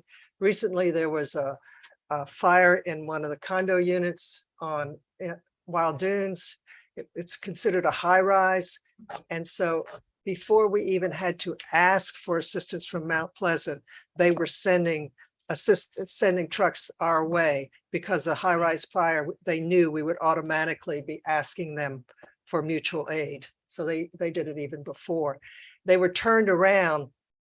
They turned around the units beforehand because the unit was unnecessary. It was a short fire, and so so we benefited from that if we needed it. In this case, it was not. So I think we already have seen the benefit of having that automatic aid because our neighbors are so responsive to us right now. Well, currently, and that's great too, we have mutual aid, and technically we are supposed to wait till we get on the incident scene and request those resources. On that call, we were proactive and we went ahead before we even got there and requested those resources. And Yeah. technically Mount Pleasant does not have to respond. They can wait till we get on scene. If they're busy, they might do that. And automatic aid, to Ms. Anderson's point, would help us with that, where those resources will already be baked in and that we would have those assigned to us. And that gives us that resiliency from that perspective. That's right. Yes, Chief, could you expand upon our conversation regarding pursuing this as a pilot program Correct. before we fully commit to this model? Correct. Absolutely. So, we love beta tests. We love, pilot programs, and we love to crunch the data. And, obviously y'all are doing that with, short-term rentals and doing due diligence, and we want to do the same thing. But the best way for us to test it, to see how beneficial it's going to be for us and to fully find out, to kick the tires on it, we have to run it, real time and unabated. We have our metrics put in place, Chief Hathaway and I, on what we would measure, how we would measure it, to see how we would move forward in the future and if we stay committed. So for us, we would like to do a pilot program of 12 months so we can fully get all seasons encompassed in there, because for us, we're heavy seasonally in the summertime. So we want to see how that works. We would look at starting this potentially in September. If you agreed, potentially October. We've been training up to this point to be ready for it. And that date would be, based upon what your support, and then also based upon our training chief and how comfortable he felt, and if we were hitting the benchmarks that we've set in place to hit. So we set our people up for success. But yes, ma'am, that's exactly what we want to do. We want to test it real time and get the value and see the positives and negatives. And we will see, potentially we would see an increase in fuel cost. If we go across Isle of Palms connector, maybe, more wear and tear on tires, things like that. We think those costs would be minimal, but for us, a structure fire is a very high risk, low frequency event. You know our call numbers. So we need to be prepared and be able to rock and roll when the time comes, and automatic aid would help us do that on all those different points that I mentioned. ISO also looks at it very favorably because we're sharing guidelines, we're sharing training, and we are having resources automatically dispatched. So we are a class 1 now ISO, but that would further bolster our ISO potential. So it is looked at favorably with fire department with accreditation and also ISO. There are tangible benefits there other than what I noted. What do you anticipate the increased frequency of us being called to Mount Pleasant or surrounding with the automatic versus mutual aid? Great question. We don't really know. We've tried to run the numbers, just looking at it from a ghost study perspective. So basically our ladder truck here, so Mount Pleasant has a rescue which is a large, they have a lot of technical rescue specialty equipment, but it has water on that apparatus at Station 4 at 1153 6 Mile Road. So our ladder truck here would be should be the first ladder truck to basically the box from Venning Road to Highway 17 to 6 Mile Road. So that box in there, generally speaking, our ladder truck, if it's in quarters here at our fire station at 30 JC Long, could be the first aerial apparatus on the structure fire assignment in that area. But for us, if we have a structure fire, 10 people is not going to be enough. So we need more. And how do we get more? This is one of those ways to get it. And the quicker we can get there and get on it and then assign those tasks, the quicker we can mitigate the hazard, limit property damage, increase firefighter safety and all those things. And we, right now, even with those additional resources for the Wild Dunes example that Ms. Anderson noted, we would have still needed a lot more. And we all know how long it takes with traffic or to get, through the back of Wild Dunes from Mount Pleasant. And you can only go so fast on some of those, on those residential streets. We're only allowed to go, 10 miles over the speed limit. But in the summertime, if you're trying to go down Palm, obviously there's a lot of pedestrian traffic. So getting those resources coming early would be great. But we do anticipate that box would be where we would get a lot of those calls. So it might be, 25 calls. It could be 50 calls. We would have to track it, but from what we've predicted, it wouldn't be a huge hit because we're so far, we're still, 4.5 miles or so, from the Seaside Farms area, that area. So. Desiree, is there more to come on this? We're not taking action obviously tonight, but this was just kind of an introduction to the topic, Chief, and Yeah, that's We'll go correct. back We to wanted to bring up, kind of the proposal, let you all think about it. If y'all have any questions, there's a lot of conversations that the chief and I will continue to have. Just looking at more data about, for example, just thinking through how many fires have happened in that area that we would be called upon and use that to kind of predict. Certainly our biggest concern would be that, feeling, whether it would be, whether it would materialize or not, how do we handle with when our people are responding to somebody to another place? But at the same time, I see this as an option to enhance our capabilities on the island with the limited staffing that we have and try to meet standards as much as possible by using some of these resources. So yeah, more to come. Again, we're presenting this in July with hopes that we can get something in place by September or October. So we'll put it on a future agenda for council to take action once we feel that we've crossed our T's and dotted our I's with the proposal. Correct. And to Ms. Myers, to your point too, to be a little more specific, when, we're looking at 25 to 50 calls, for fires in that area, well, all of those aren't fires. We looked at it, there were between, 5 and 10 typically we would be committed for, an hour or, 2-hour time frame. Most of those would be, the highest percentage would be, we would either be canceled en route or we would get there and we would maybe set up a ventilation fan, do a quick task, because a pot on the stove and then we're gone. And having our relationships with Mount Pleasant and other agencies allow us, if we do get a significant call here, we have that ability to be relieved from our task by the incident commander. But it's not like 25 to 50 fires in that box that we would be going to, for example, and being there 5, 6 hours. And the same thing for them, they had that concern. Okay, if we go to Alapalm, so we sent them all our response numbers and, 2 to 3 times a year, we would have them committed for a few hours. Where we're really stretched thin too are our water resource, assets, our marine assets, when we have those calls on the beach and that type of thing, and in the marine environment. And those are, very labor intensive and time intensive pieces. And so we still cover that with what we have, but we are thin. And that's the fire service in general, that's municipal government in general. And so to Ms.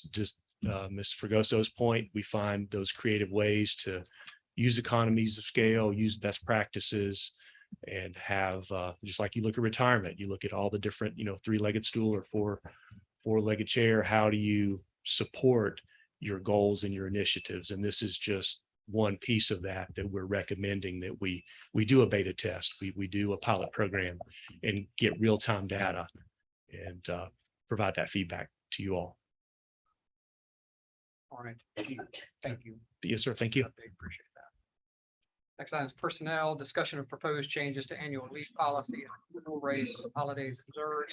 Remember, our wage and comp study late last year that was finally put in wage in 1/1 of this year. One of the other pieces that came up through that study in comparison to other municipalities was our leave policy and our holiday policy. So this is coming back to that. So Desiree, you want to walk us through? Absolutely. I don't want to go ahead and restate the memo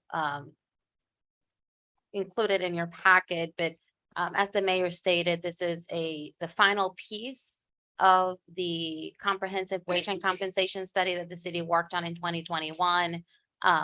Thanks to council, we implemented significant wage adjustments citywide earlier this year. As part of that report, they did a compensation analysis and found that while the city provides very competitive medical and retirement benefits, one thing that the city should really look into is beefing up a little bit more the vacation accrual rates. In the second page of that proposal, you can see we looked at and analyzed our peers, our neighbors, and the municipalities that we are more likely to compete for talent. And we found what we kind of already knew, that at the lowest level or entry level positions, we are not very competitive when it comes to vacation and leave time.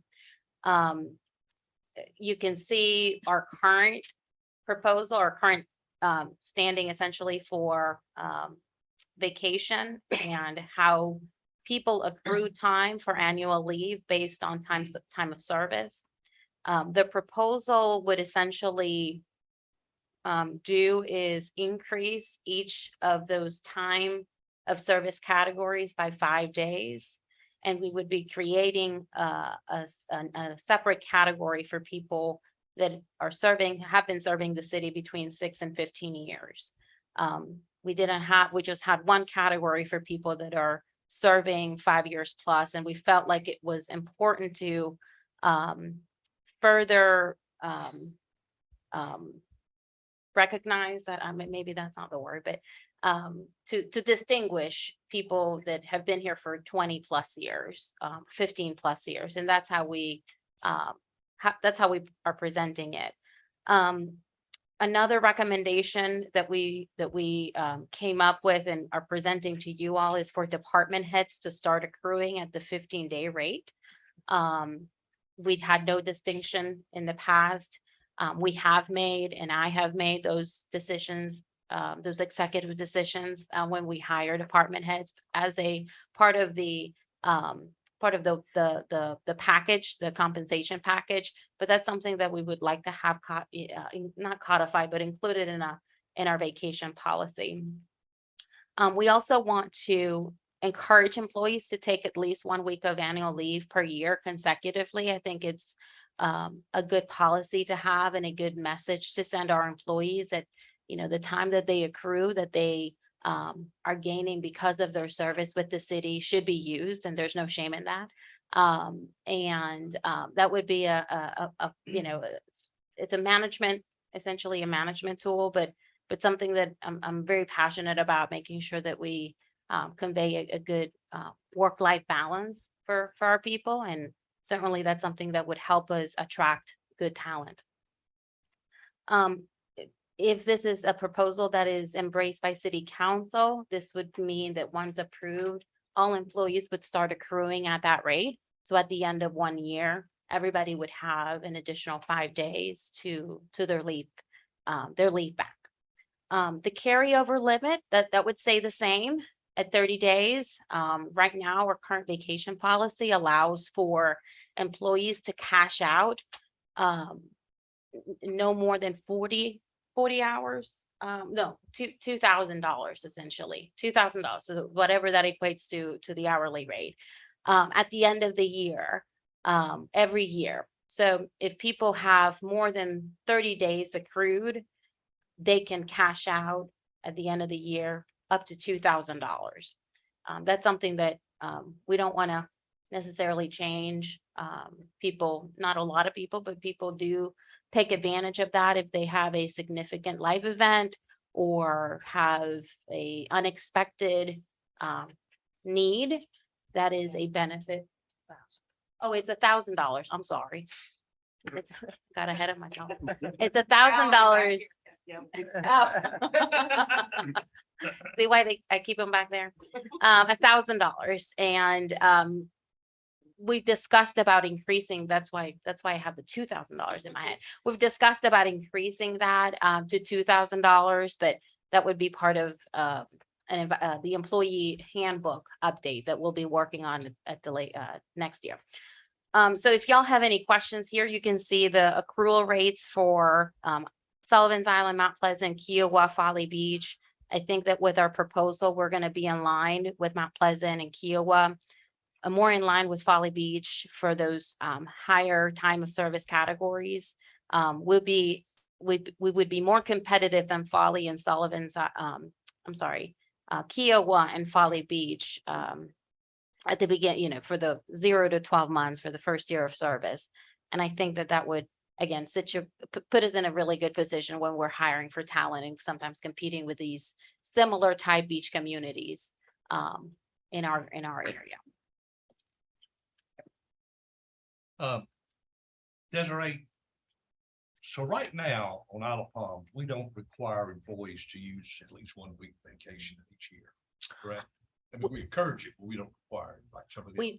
That's correct. We do not require it. And there's nothing in the policy where people are encouraged to do so either. To go a little bit beyond that, the employee handbook as it stands today, it actually disencourages. Is that the word? Discourages people taking vacation during the summer.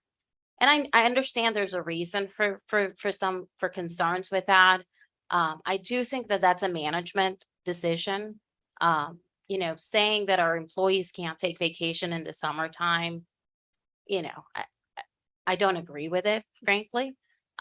Because then after summer comes hurricane season, and that's a time where it's more challenging for us to be away, certainly. You could always find an excuse not to take a vacation any time of the year, basically. That is correct. But I think that is a decision that department heads should make based on, what they have coming up, what they have currently, their staffing levels.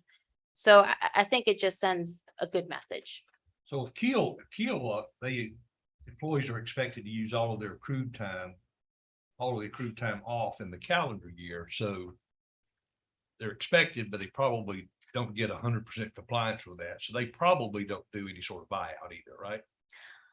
I don't know if they do. Yeah. And I don't know if this is a written policy that is just very difficult to meet, because they're pretty generous with their annual leave for employees. So Desiree, can you touch on the holiday side? Oh, yes, absolutely. So next page, this is another thing that we looked at, is how many holidays the city observes compared to surrounding municipalities. And we're pretty much in line with the average. There are 3 communities that observe 12 holidays compared to 11 that we observe. That's Mount Pleasant, Charleston County, and Somerville. Again, another option that we can consider if we want to be more competitive in this benefit. The approximate cost to the city for a holiday is roughly $13,000, and that's public safety personnel. Essentially, when they work on a holiday, they get paid double time, so that's overtime expenses. So, we've looked at, we talked about it at our, internally with staff, and if this is something that the city would want to consider and embrace, the option that the majority of the staff decided or talked about being reasonable would be the day after Christmas. It is a slow time of year for us anyway. A lot of people take off during the holidays, so it wouldn't be necessarily that impactful when it comes to level of service or just how busy we can be, certainly during the holiday, not as we would be 4th of July. So we're not asking for July 5th, just in case. So is there a reaction on leave and or holiday? In our workshops, we talked about, we're not taking action, we're just voting to move something on the council for a decision point. So we just need some direction as far as bringing the leave policy more in line from a competitive standpoint. That one seems like a no-brainer to me personally. The holiday, I could get on either side of that conversation. Any What reaction? was the cost again though for the, 13-ish. no, for the leave, the vacation accrual change? Do we have a cost to the city on that? So yes, we've run some numbers, that we're still working through that, The cost to the city would essentially mean when somebody's out and he needs to be covered, Right. what that would mean. So it's difficult to, we can take a month as an example and maybe run some projections there. I thought you'd done that already, but you haven't. If you haven't done it, don't worry about it. Yeah, no. I'm good with it, Mr. Mayor. With what? Both proposals. So there's not a proposal on the holiday. So right now, we're kind of in line at 11 with everybody. A few people have 12. So the only proposal staff's coming to us with is the accrual PTO. Like I said, I'm good with it. Any change on holiday might want to discuss? Stay where we are. Yeah, I think the day after Christmas makes the most sense to Desiree's point there. I suspect very little gets done that day anyway. We work hard every day. Yeah. And second to that would be probably personal day of choice, I would think. I think anything we can do to make the staff more happy and have an easier time hiring people and retaining people is good for the island. So I'm all for it. I think it's a good internal control measure to have people go on vacation. When you have people that never go on vacation for years and years and years, it's can be unfavorable. So would you explain that to me again? They're not required to take vacation ever? Currently, we have no requirement as to how many days an employee needs to take every year. We do have a limit as to how many hours you can carry over, Got it. and that in itself I think we serves as need an to look at that. incentive. So you want to require rather than encourage. I want to look at it. We had a internal control issue come up with the police department with some evidence a few years back, if you remember. And that's because one person had, I don't want to say anything else about it because it was a personnel matter, but it was this just is a fail safe to stop that.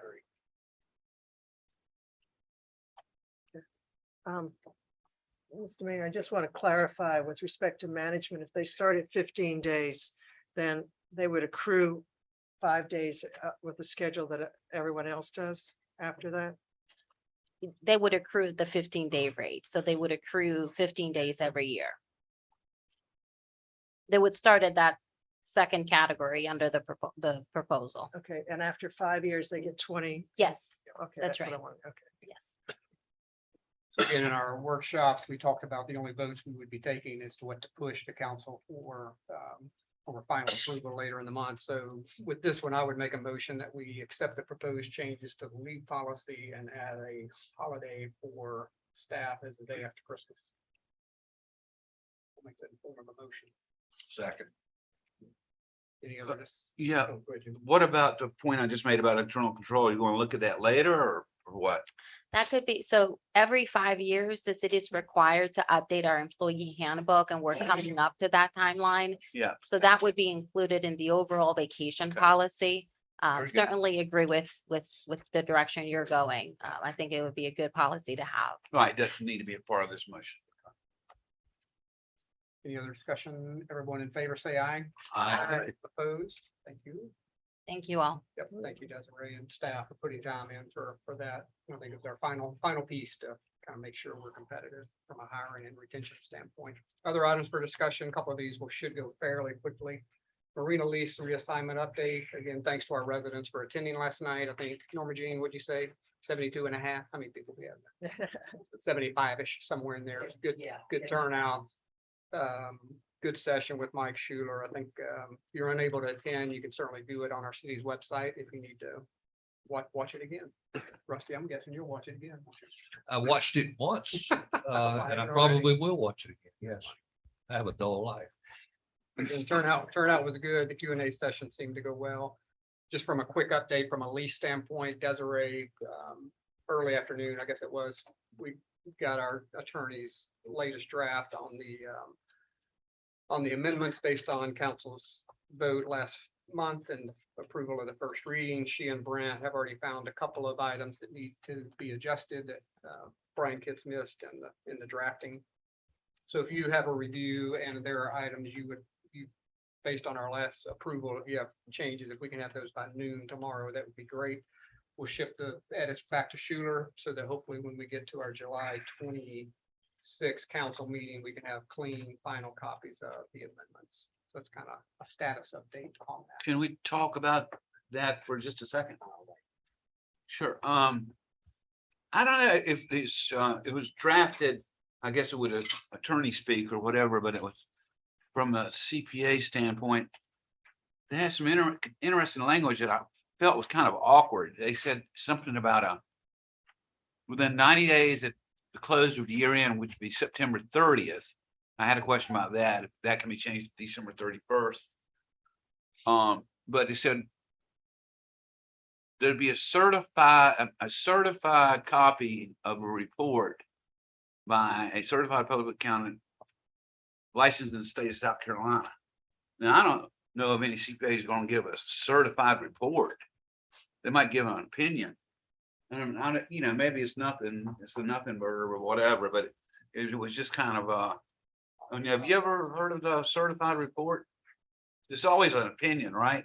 Yeah. But it didn't Is say it required audit. an Audit though, or is it just a compilation? It didn't say, it didn't specify audit, review, or compilation. So if somebody take a look at that, that's not a big deal. But I would like to ask why, is it always been that their year end is September 30th? Do you know? The lease prescribes the 12-month period that the tenant reports on for purposes of evaluating any additional rent. As of September 30th. If that's what the lease says, then they're all different, so I can't remember. I'm not just trying to stir up a bunch of work here. I'm just asking if that's what it is. Because that's, you know, that's the US government year end. But I just wondered if we're tied into that, or because I would think a December 31st year end would be better because you can just compare, if you have questions, compare tax returns from the entity. And most entities are on a 12/31 that I deal with year end. So just, if you just ask them that. I will. Yes. Thank you. Okay. Yeah, I just kind of like to make a comment about last night's meeting. And I would like to say that I respectfully disagree with Mayor Pound's comments last night, saying that the due diligence items were not needed. Because he believes that these guys can run a marina and make lease payments. The attorney that we hired, the city paid for, came up with 9 due diligence items. They weren't requested by city council. They weren't invented by anybody other than our attorney, who is the expert in the field. And he told us that we needed answers to those items. He did not tell us that we just needed the answers to the 2 questions of whether or not they can run a marina and pay rent.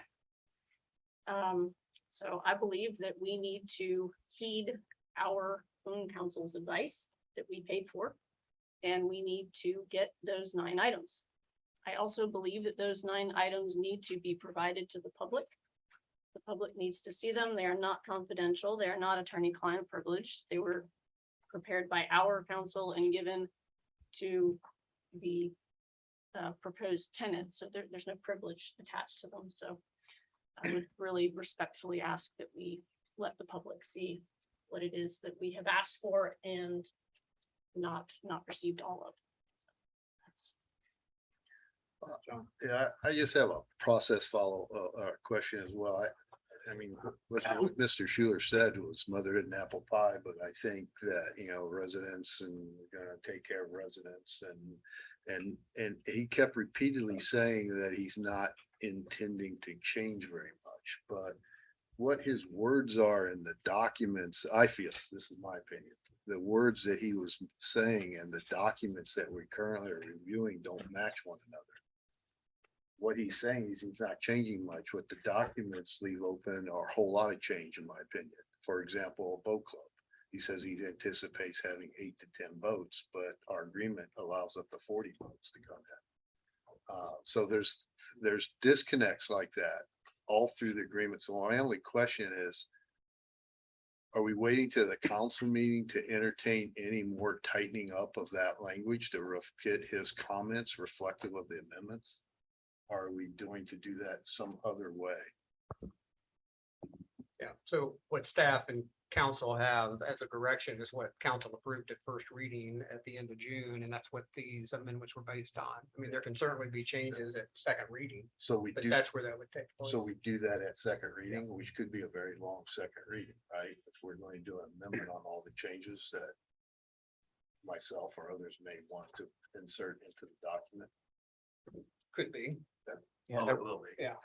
At what point do we review that? Are we, because we did submit some changes, suggested they weren't intended to go into the document without review from council, but do we have another session where council can go through the documents? And also, I think to Katie's point, you know, at what point do we as a council either vote or not vote to pursue the due diligence items that have been vehemently declined to us to this date? There are, you know, in my opinion, there are at least 6 that have gone incomplete. And 2 that are in flight, which are basically ours, and 1 that was satisfied. So, you know, are we as a council going to be just determining that we're not going to fulfill basic light touch due diligence on the prospective client? And not go through all of the amendments and get our comments in there that we would like to get in.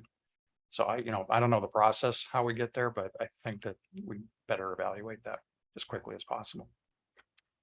Well, so typically the process, so we get direction from you all during executive session on the amendment. So that would happen at that meeting in June. That's what generated the last version that you all received today. We can go through, we can certainly, it's up to the mayor or 5 members of council to call a special meeting if there are additional changes to that document before they go back. That's certainly up to you all. That's, we would facilitate that. If not, it could happen at second reading. That it's really up to the council. We can certainly go through item by item during the second reading, and y'all can make motions, suggest amendments, and then they would be voted on by the full body at the same time. But I don't think it would be appropriate for me to give direction to our legal counsel based on what 1 or 2 council members are would like to see in the document before it's fully vetted by the full body. So how does that happen? That happens at That's a the meeting. question. Yeah. That's right. And I think it happens at second reading. I mean, that's the whole point. Question, is second reading part of our general city council meeting? Just like it was first reading. So Mayor, do we go? Let me make sure I'm answering. That's be a long meeting. That's all. So will we, I just want to understand too, so will we, I think would be beneficial for all of us, because like, I've said all along, I'm not opposed to doing any kind of a deal here. I'm just wanting to follow a process of the recommended due diligence from our attorney, customary, reasonable, et cetera. And ensuring, I think to John's point and to others, that we, everything that has been said and promised is articulated and documented, memorialized in these amendments, so that we don't have to address this down the road. We've been there before. I'd really like to not repeat that we just go off of promises and trust me's. I think that this could be a very good relationship, but I think that if we, and what was articulated last night was very, very positive. But it is not necessarily reflected in the documents. And I think that it's up to us, council. We had a satisfied audience that walked away yesterday. But I think they're going to be more satisfied if what was said is documented and memorialized in our amendments. And I think we owe the public that. Rusty. Thank you, Mr. Mayor. I thought the meeting last night was an excellent meeting. I thought the feedback that we got from Mike Schuler was good. I thought the questions that he addressed, while he didn't have specific answers for all of them, I think he was open and promised to work with the city, to work with the residents, to be as resident friendly as possible. I think it would be foolish for someone to come in here and expect to take a marina lease for the next 23 years and then immediately get in here and become sideways with the residents in the city. So all along in the conversations I've had in council, I haven't had one-on-one conversation with Mike Schuler.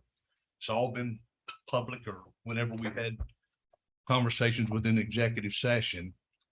I get a good feel for him and the vibe that I get. I don't look at it as being someone trying to pull the wool over our eyes or whatever. I think that we have someone who truly wants to improve the experience at the marina for the residents.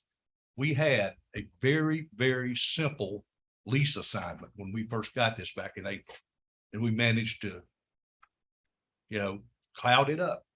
We could have taken the simple lease assignment with an upfront promise that he didn't even want to have the shared parking. That goes back to the city to decide what they wanted to do with it.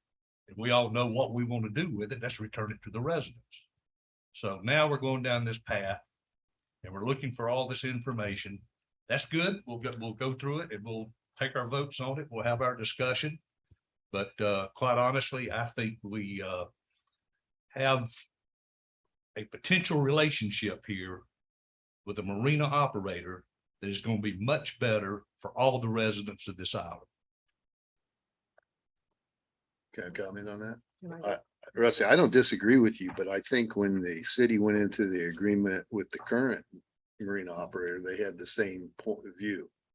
But this is 23 years that we have to live with it. And all I'm asking is that we tighten up the language to reflect what Mr. Schuler says he wants to do with the lease. That's the only thing I'm asking. Jan. I'd just like to say that what the comment that I got from one of the community members was they thought the meeting last night satisfy the community with what their wishes and desires are. And then she said the key words, and we're trusting you to do the due diligence on him, you, the council. So we'll do it in second reading. Sit here as long as you want.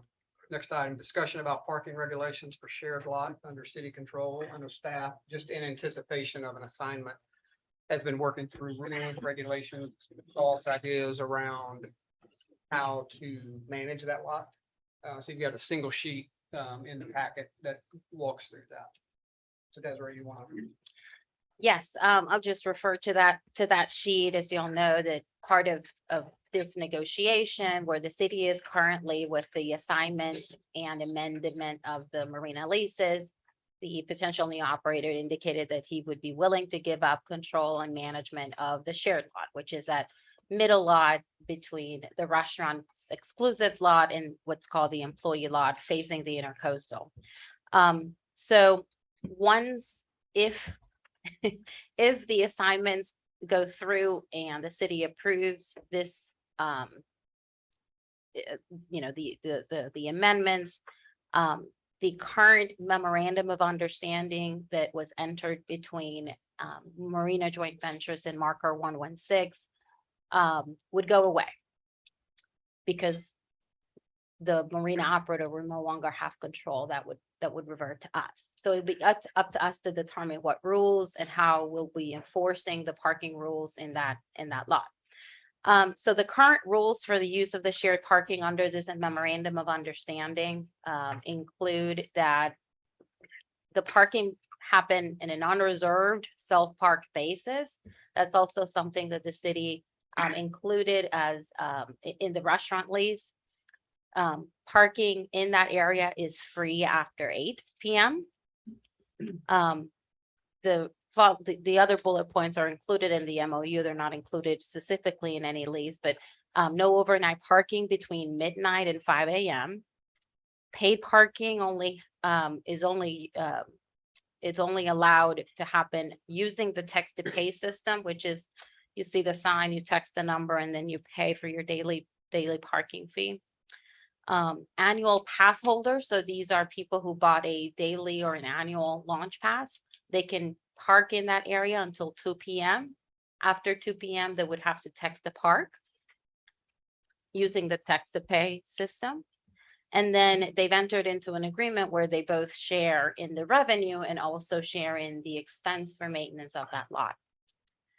Our recommendations is that the city maintains the unreserved self-park policy. We maintain the restriction on overnight parking. This ensures constant turnover.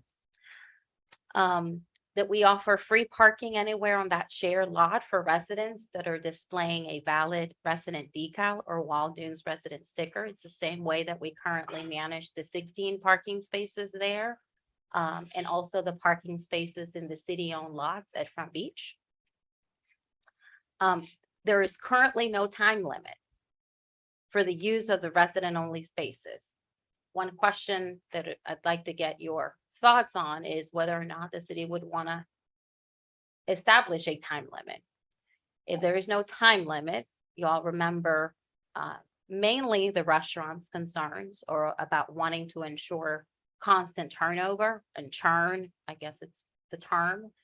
That would not be the case. So if a resident parks their vehicle for the whole day in the shared lot, they would be able to do that. So just making sure that that's how it is and how it would be if there's no time limits associated with it.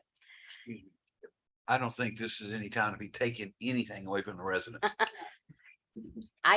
Nothing. I am just That's just delivering. one person. But I'll say it's part there as long as they. That's why it's a question. Right, well, that's my answer. I don't know about the rest of them. Let's wait to see if it's a problem. Mhm. Just like with the overnight parking, until it became a problem, we didn't have to limit it. Right, That's well, a for good- now, it's okay. Yeah, okay. So another recommendation is that the existing trailer parking spaces that are in the middle of that lot, there's currently 12, that they are maintained and that those are assigned for residents only. We heard yesterday a concern about trailer parking availability. This would be in addition to the spaces that are along 41st Avenue next to the ditch. Next, we would want to continue to charge parking to non-residents, again, to try to encourage the turnover. Right now, the current rate is $10. It's free after 8 for anybody. Current rate, it's only $10. We would have to establish what a rate would be. Do we continue to have a one fee per day, or do we want to consider doing hourly? Like we do on the street at Front Beach between 10th and 14th. Another example are municipal lots. That's where we want to drive a lot of the day trippers to park. They pay a flat fee Monday through Friday. Well, any day. It's a different fee in those days, but after 4 o'clock, people have the option to just pay hourly. So if you're coming to dinner, you're not paying the full price for the day. So that's just something that we're gonna have to decide. Do we want to have just a daily fee or an hourly fee? Another recommendation is that we continue to offer the free parking in the shared lot to everyone after 8. This is consistent with Front Beach. We only enforce parking on Front Beach and the municipal lots between 8 a.m. and 8 p.m. So that would be consistent with how the businesses down here have operated historically. Our recommendation would be to hire the third-party vendor that currently manages and enforces the rules for the other tenants.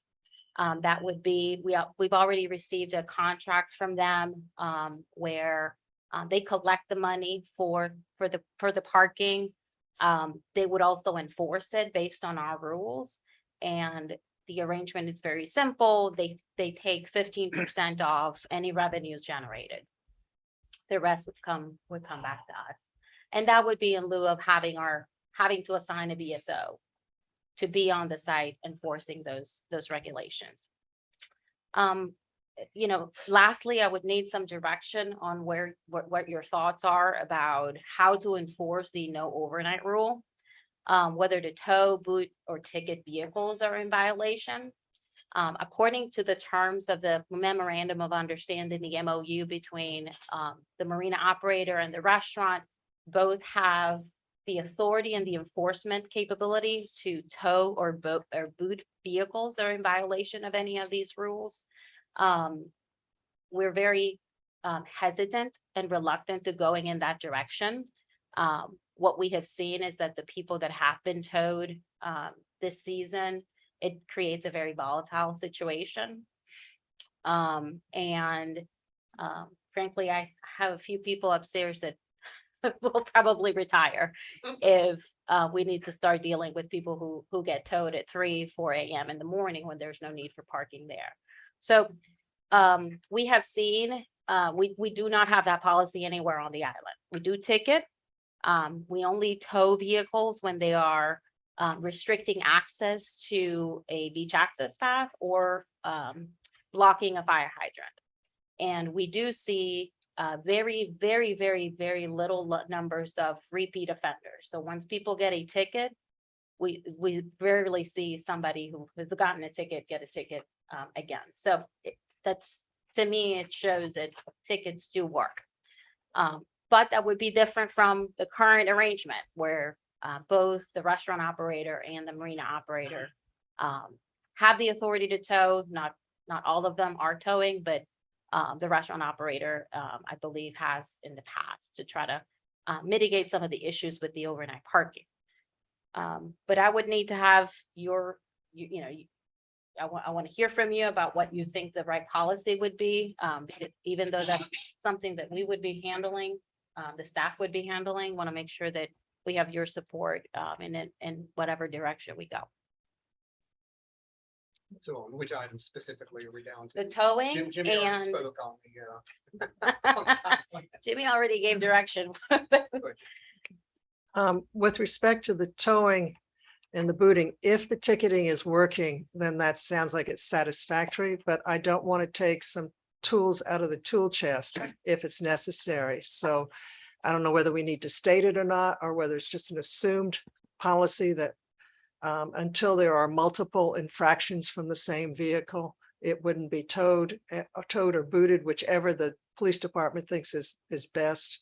I mean, booting a car, it's going to stay there until the owner shows up. So if it's a nuisance having it there, that's a problem. But booting is definitely the way to keep it on the island. The person just goes to the police station, pays the fine, and gets his car back. Well, the way that it would work, there is a phone number that people would need to call, and once the penalty is paid, they come in and remove the boot. Yeah. Those people that have been towed have recollected experiences with it's taking them more than a day to recover their vehicle. And certainly those people that have that experience are not likely to come back if that happens. So we want to be a welcoming place and make sure that doesn't happen. But I would think that maybe we want to leave it to the police department to use the appropriate. Yeah. Well, if we're hiring a third party vendor to manage and enforce, we would have to determine what the rules would be, and they enforce it. It would not be your police department. So they don't write tickets. The police department would They not can't be. ticket them. I'm pretty sure that the only reason that they were towing and or booting is because they can't ticket. They don't have the power to ticket. So if the third party will the third party have the power to ticket? My understanding is they do from our conversations. Because I think, from everything I've heard is ticketing would be the best for everybody. Can we get as long as they are allowed to. So if we manage the lot and we enforce it, we can't ticket. But if it's a third party vendor, it would be them issuing the citation on behalf of us. That's right. So is that enforceable? I mean, is that the same as a Just ticket? like getting one from the It's a real lot, like, Would it be? It wouldn't be the Can same. we please No, get the- it wouldn't be the same thing. If if we manage it through our BSOs, it would be a city citation. If it's a third party vendor, it would be their ticket. It has no, essentially has no teeth. Right. People don't have to know that. But yeah, it's harder to, I guess, have compliance, could be harder, because if people know that they can't. It would take up more police time, but I would recommend that we not go through the lot every hour, that we maybe target once or twice a day, like at the peak times when we need that space to turn over. And we'll get the most scofflaws that way. And not try to get everyone, but enough to give the message. So the preference would be that the city's police department, ABSO, would be the one that monitors the shared lot and issues citations for those that may be in violation. In addition to the third-party vendor that would be managing it anyway. They would be collecting. I would suggest trying to get a third-party vendor and figure that out. Yeah, we don't need to. Because we're not writing tickets on Palm Boulevard right now, and now we're going to add the marina and not write tickets there. I mean, that just seems to me to be folly. We have a limited resource and we need to ticket, and we also need to put other limits on that parking, whether it be hourly parking, whatever it is, to encourage changeover. Because it's a limited amount of time. And otherwise we're going to have people parking there all day long. We talked about it last night. Trucks and trailers park all day long, same ones, all day long, every day. So it's much easier to enforce a daily fee than it is hourly. But then there's no turnover. There could be no The turnover. Parks that's right. Department said that's their experience. Our lots have people staying in them all day because they have to pay all day. Their other lots turn over 2 or 3 times on a weekend day because people don't have to pay for the whole day. So we're not going to get good use out of our space if we have, all day. I think to Valera's point, I think we look at outsourcing this and figure out how to get the right citation. to it. They can write tickets. If the ticket's not paid on that license plate second time around, you boot. That's right. And there are all sorts of ways to do. So I guess I'm hearing a preference to an hourly rate rather than a daily fee for parking. Is that I think so. just in non-residents? For non-residents. For non-residents. For non-residents, residents would park for free. Yes, resident would park. Residents who have a valid decal. That's my plug. Get your decal at the police department. All right, well, thank you. They're very nice when you go in there and get one. What else on? Yeah, what you need, Desiree? That is it. No, I did it here. Let me just back up 1 second on this lease assignment. The majority of this council has voted that they're good with where the amendments are and okay with where we are from a due diligence standpoint. My comment last night was, essentially what this boils down to is what's the risk level from the city? And the 2 basic pieces from a due diligence standpoint is, can these guys run a marina and can they pay their rent? And they've offered to pay a year of it up front. We can keep crossing Ts and dotting Is and making them S's and making them Rs, but at some point we need to draw the line and vote on this and either be okay with the due diligence information we have and the amendments that are written or not. But we'll sit here and go through as much as you want to on the second reading of the amendments. That's fine. And we can keep asking for suggested due diligence items from our council, but we've gotten the answer on it. We either have to get okay with it at some point or not and vote the way you want. So. Last item on other is discussion of mid-year half-day retreat for council. We talked about doing this. We had Scott, everybody but you, Scott, participated in our January council just from a timing standpoint, our January retreat. We talked about having We now have direct flights to Vegas, Mayor. and a lot of other things. We're gonna get a short-term rental. So we talked about That doing would be really just a scary. couple hours with a lunch, so not really a half a day for the most part, but would like to look at maybe getting a couple of the workshops under our belt and maybe a September-ish kind of time frame as they were. What's the purpose? continued team building, which I feel like we definitely need. I don't, yeah. I don't know if a couple hours and a lunch is gonna do much with that, but if Yeah, we it talked, makes us feel better that we can do that. I don't want it to make us feel better. I'd like it to make it work better. So I've talked to Rick Bradley, and we've talked to the same person that was with us in January, and we've had a couple of conversations about what that would look like. And I think it would be, John, to your question, what's working, what's not working, essentially a SWOT analysis from a relationship standpoint, from a communication flow standpoint. We want to make it longer. That's great. I'm just trying to be sensitive to time commitments and cutting back on the calendar like we've done. But I think it was time well spent in January, and I think it'd be time well spent again. What was that game we played? I didn't like that. Everybody's Because you lost. Yeah. I who was think the we all spy? lost. You did. You know, everybody was a traitor or something. Yeah. Spy, you said out. Spy, Spy, right, right. spy. 'Cause Katie was a spy. She didn't even say anything. Douglas talked too much. We learned about snow peas also, but we quickly forgot it.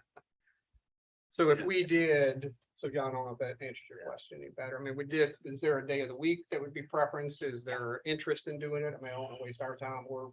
Anything but a Wednesday for me. Say it again. Anything but a Wednesday Anything but a for me. Wednesday, Earlier in the week. Saturday, Sunday, no. earlier in the week, anything but a Wednesday.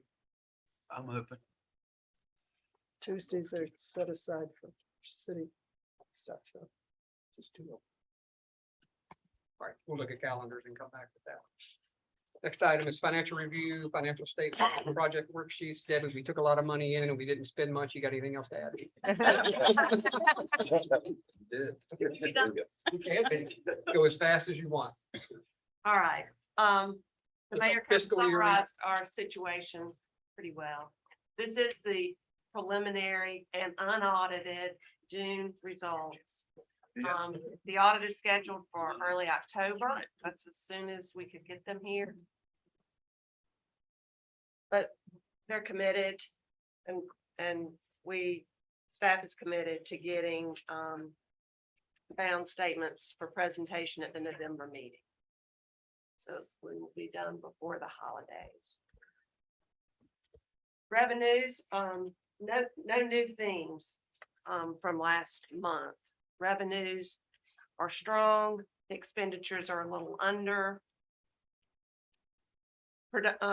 Mainly in capital projects where drainage phase 3 has been shifted into FY23. That's the biggest player there. There are some smaller other things, but that's the big one. Well, How much of it, how much is that? It's around $3 million. It's moving from FY22 to FY23. So the $3 million positive revenues is really that. Actually, it's the $3 million under budget on the expenditure side. That's where we have not spent. Right. So if we had spent it, it would be 20 million $500,000. rather than 20, and we'd still have 22 million in revenues. So, okay. Right. Right. The items that are generating the increase in revenues are primarily licenses and fees. Business licenses, rental licenses, building permits are all significantly over budget. We also have still to come 2 months worth of local option sales tax, so that's strong. We'll look at that in detail. Other licenses, we still have about $300,000 worth of brokers license fees to collect and about $100,000 worth of money from the state that we're expecting. But that's all baked into the forecast that's on this page. So I'm estimating will be about $3 million over in general fund revenues. And then also another $1.7 million over in accommodations revenues. So that's how we're getting to the 5 million above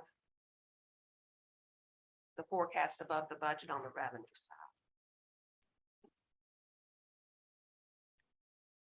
On the expenditure side, just talking about the general fund.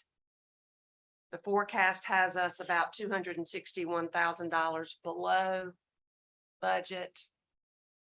That is primarily related to personnel in the police department. Those 3 officers that were short have been short for most of the fiscal year, creating some savings on that line.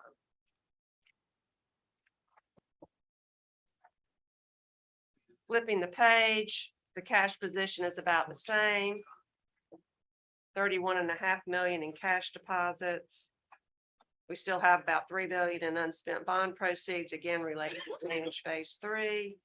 We still have $1 million in unspent federal ARP money and 12 million restricted for tourism expenditures and beach preservation.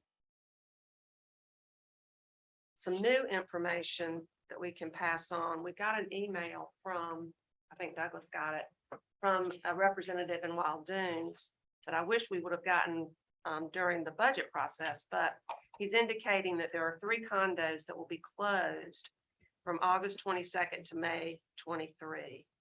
So August of this year to May of next year. They are Seascape, Summer House, and Ocean Club. So 3 buildings, not 3 condos. Yeah, 3 condo complexes. Okay. So we did not know that when we were setting the budget. So that could have some, tax revenues. well, rental licenses, business licenses, Yeah. tax. We're pretty conservative though. You know, a little hospitality, indirect, Mhm. you know.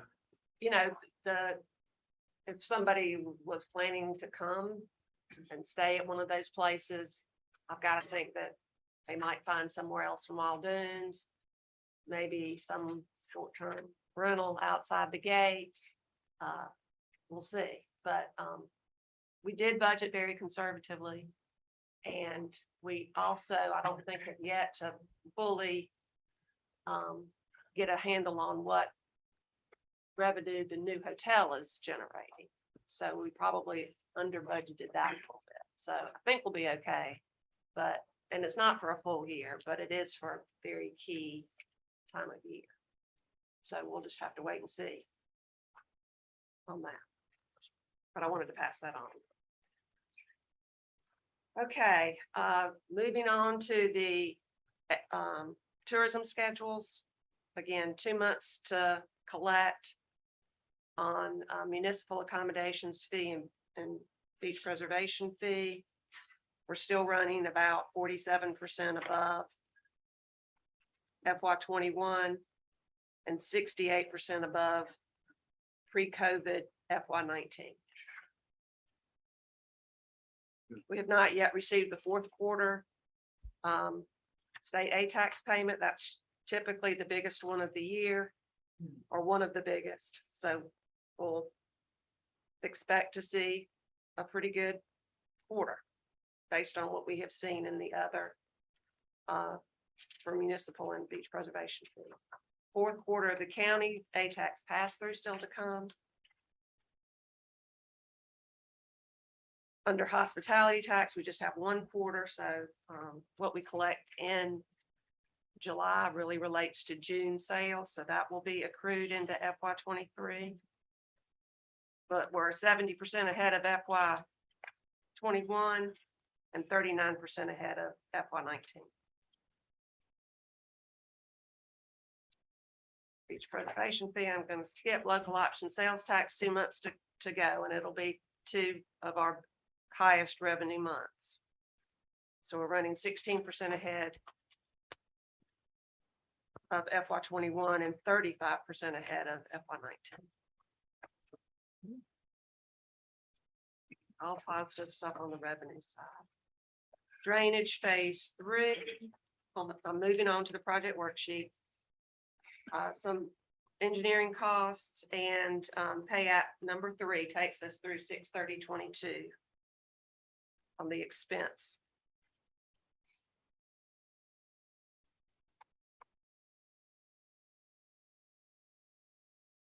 All right, no activity on the marina dock replacement. We can just skip right over that. And then the legal expense schedule. FY 22 is shaping up to be another big year for legal expenses. Hopefully that's not going to continue into FY 23 because we only have $140,000 budgeted for legal expenses in FY 23. Expecting them to come back there. That's all I have. Great. Thank you, Debbie. Really good year and more revenue to come from an accrual standpoint. We have one procurement item, consideration of purchase of an F-150 replacement for the Public Works Department. This is a budgeted item and a state contract. Motion to approve. Second. All in favor to take it to council? I, Desiree, capital projects update? All right, I'm just gonna give you a few highlights. We'll start with the phase 3 drainage project. There's some new pictures there. It looks great. The completion of the golf course work at 30th. That's a top picture, and then you see where the pipes are laying out right now. We expect the contractor in the next couple weeks to complete the installation of the pipes all the way leading up to all the way to the road.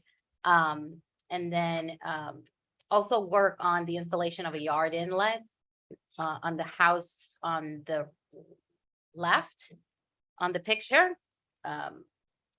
It's just a suggestion from the engineer to help manage some of the stormwater from that house, since their elevation is going to be a little bit different than the elevation of the piping. So we expect that change order coming soon. Couple things that have happened in the past month.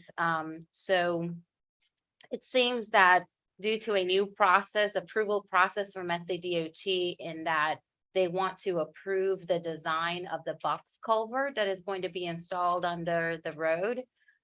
There's been a lot of back and forth between the manufacturer of the box culvert, Thomas and Hutton, who's our engineer, and then SCDOT reviewing those design specifications for that box, going back to the manufacturer, making the changes and going back. It's just been too long. That once we get final approval from SCDOT, or the manufacturer gets final approval from SCDOT on the box culvert, there's an 8 to 10 week lead time for the construction and manufacturing of the box culvert. So what we're doing is to try to mitigate the impacts of that, and then the ongoing coordination related to the temporary relocation of the power pole that we've talked about, that's right at that corner. The contractor is evaluating whether to move on to 36th Avenue and start the construction there. It's much simpler than the work at 36, and do that first. And once that section, that outfall is completed, coming back to 30th Avenue and completing the road closure, doing the road closure, because at the time we should have the box culvert on hand. So that's what we're doing to try to mitigate those two issues.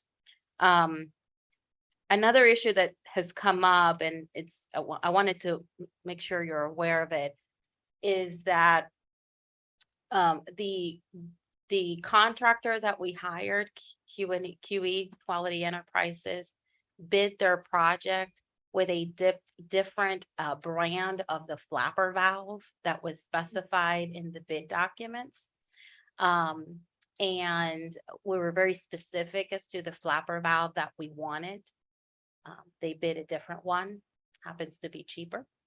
Our engineer is currently evaluating the specifications of that flapper valve, looking at places that they've been installed, to see whether it meets or exceeds the specifications that were included in our contract. And our position would be that the city would only approve an alternative material if it meets or exceeds, and that's an opinion that we would get from an engineer. So that's just something that I wanted to alert you all that we're working through with Thomas and Hutton, and more to come. And that's for 41st? or That would be for the flapper valves on, I think there are 8 total pipes. On 30th. And 36. They're flapper valves on all of them. Okay. Yes. You Not don't for- charge the cost of the engineer back to them? Sure. That's a great idea. I think they have other, I would, they should be more worried about the cost of the flapper valve. Well, But certainly Yes. that would be I think- very reasonable. in addition to, yeah, absolutely. So that's all I have with 30th and 36th. 41st Avenue, no changes there. We're still working on submitting that grant amendment for piping 41st Avenue to increase parking availability next to the marina. Underground utility conversion, we're still on track. The SADO permit is on hand. We're still looking at construction, being able to start construction after Labor Day. What about the drainage master plan? Oh, I'm sorry. Thank you. Okay, so three items that I wanted to highlight from the comprehensive drainage master plan. Davis and Floyd, they're working with the manufacturer to complete the preliminary design of a dune infiltration system at Ocean and 7th and Ocean and 6th. Y'all remember from that presentation, that was an option or solution for stormwater management that is being offered. So we're looking at cost and the design. As part of that work, they are proposing that the city install a groundwater evaluation monitoring equipment in those locations. And we expect that proposal to be around $6,500. So I plan to approve that using contingency funds. I think it'll help them better design that potential solution for stormwater management in that location. Another thing that I wanted to highlight from this slide is that Davis and Floyd has identified these two projects as being eligible for ARPA funding through the funds that the Rural Infrastructure Authority is managing. We've already connected with our grant writer who's been successful, and we have enjoyed working with her so much to work with Davis and Floyd in preparing those two grant applications that would be submitted in mid-September. So we want to be ready for that when that deadline comes. So we've started that work. I'll jump to the pickleball and the outdoor basketball courts. Norma Jean filled you in on that and our plans moving forward earlier this evening. Public dock and green space. So this is an addition to our capital projects update section that I'm excited about. Davis and Floyd, as you know, who we hired to prepare design specifications for the green space. They've reviewed the plan. This is something that's been ongoing. We've been discussing with the real property committee on an ongoing basis. As you can see, the design stops at the place where we currently have control over as part of the space that we gained after the water sports operation was left the property, and we took control of that L. We're going to need direction from council about if this plan and the assignment of the leases go forward with the concession of the city gaining control of that whole space. Do we want to extend the green space all the way to the edge of the T-Dock, which is essentially part of the restaurant's lease premises? Or do we want to keep it as it is and try to maximize as much parking availability as we can? Right now, that's what the design shows. It does incorporate a pedestrian boardwalk that would connect both ends to the back of the restaurant. So just something to think about. In that vein, you all recall receiving from me a couple of weeks, maybe a month ago, the final report from Davis and Floyd on the condition of the bulkhead. In order to accommodate that boardwalk in that existing area, there are some repairs that need to be done to the bulkhead. It is an old bulkhead. Not a whole lot of it has been done to it. So we're currently in the process of determining the ultimate cost and life expectancy of the suggested or needed repairs versus the cost of just redoing the bulkhead.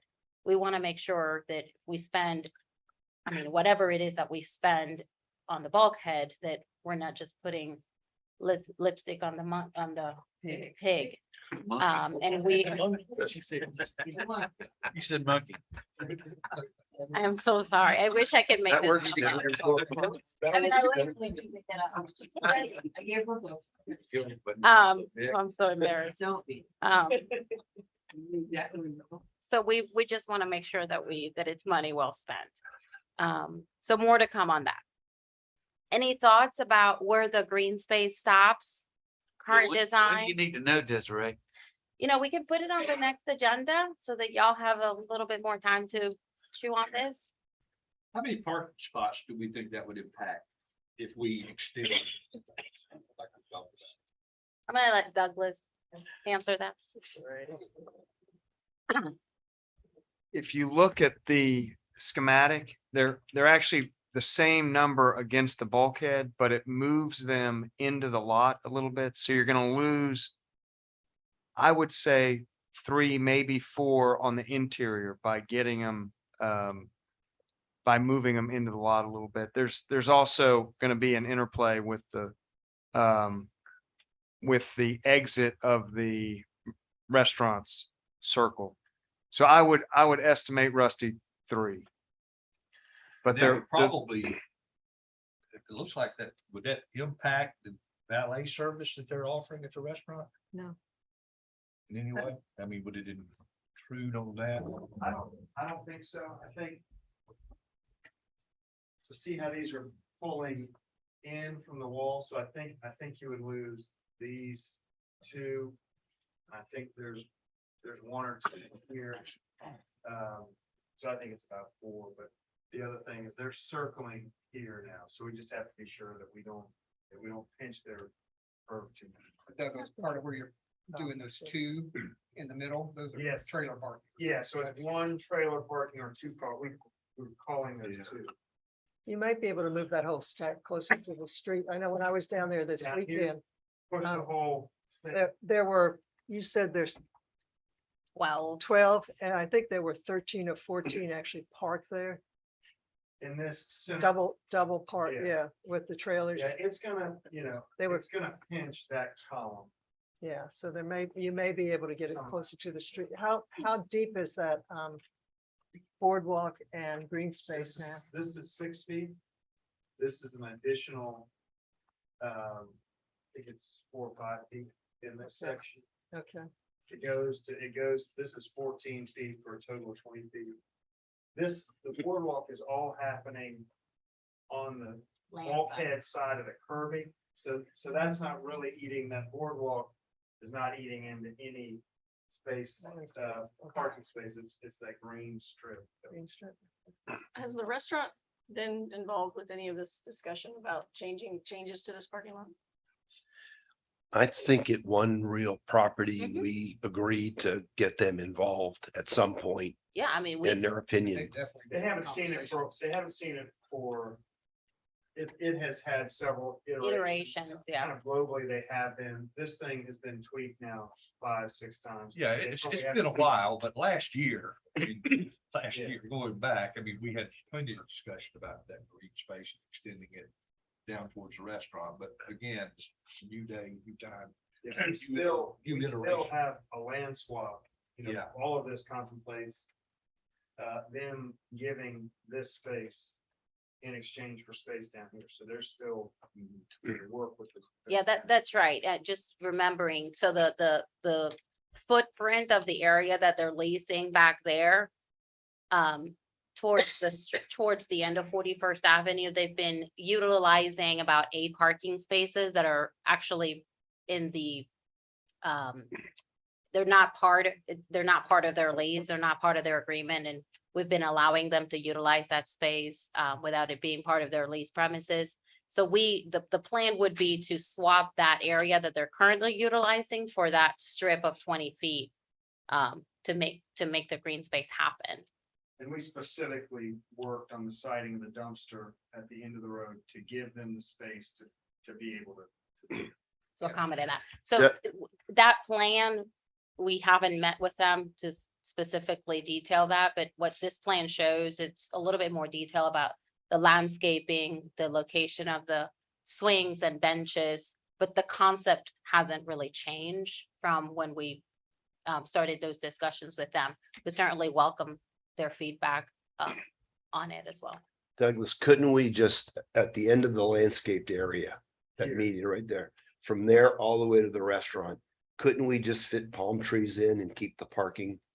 Just kind of an occasional. I mean, Palms. any tree is gonna take away, because it's smacked together. It's tight.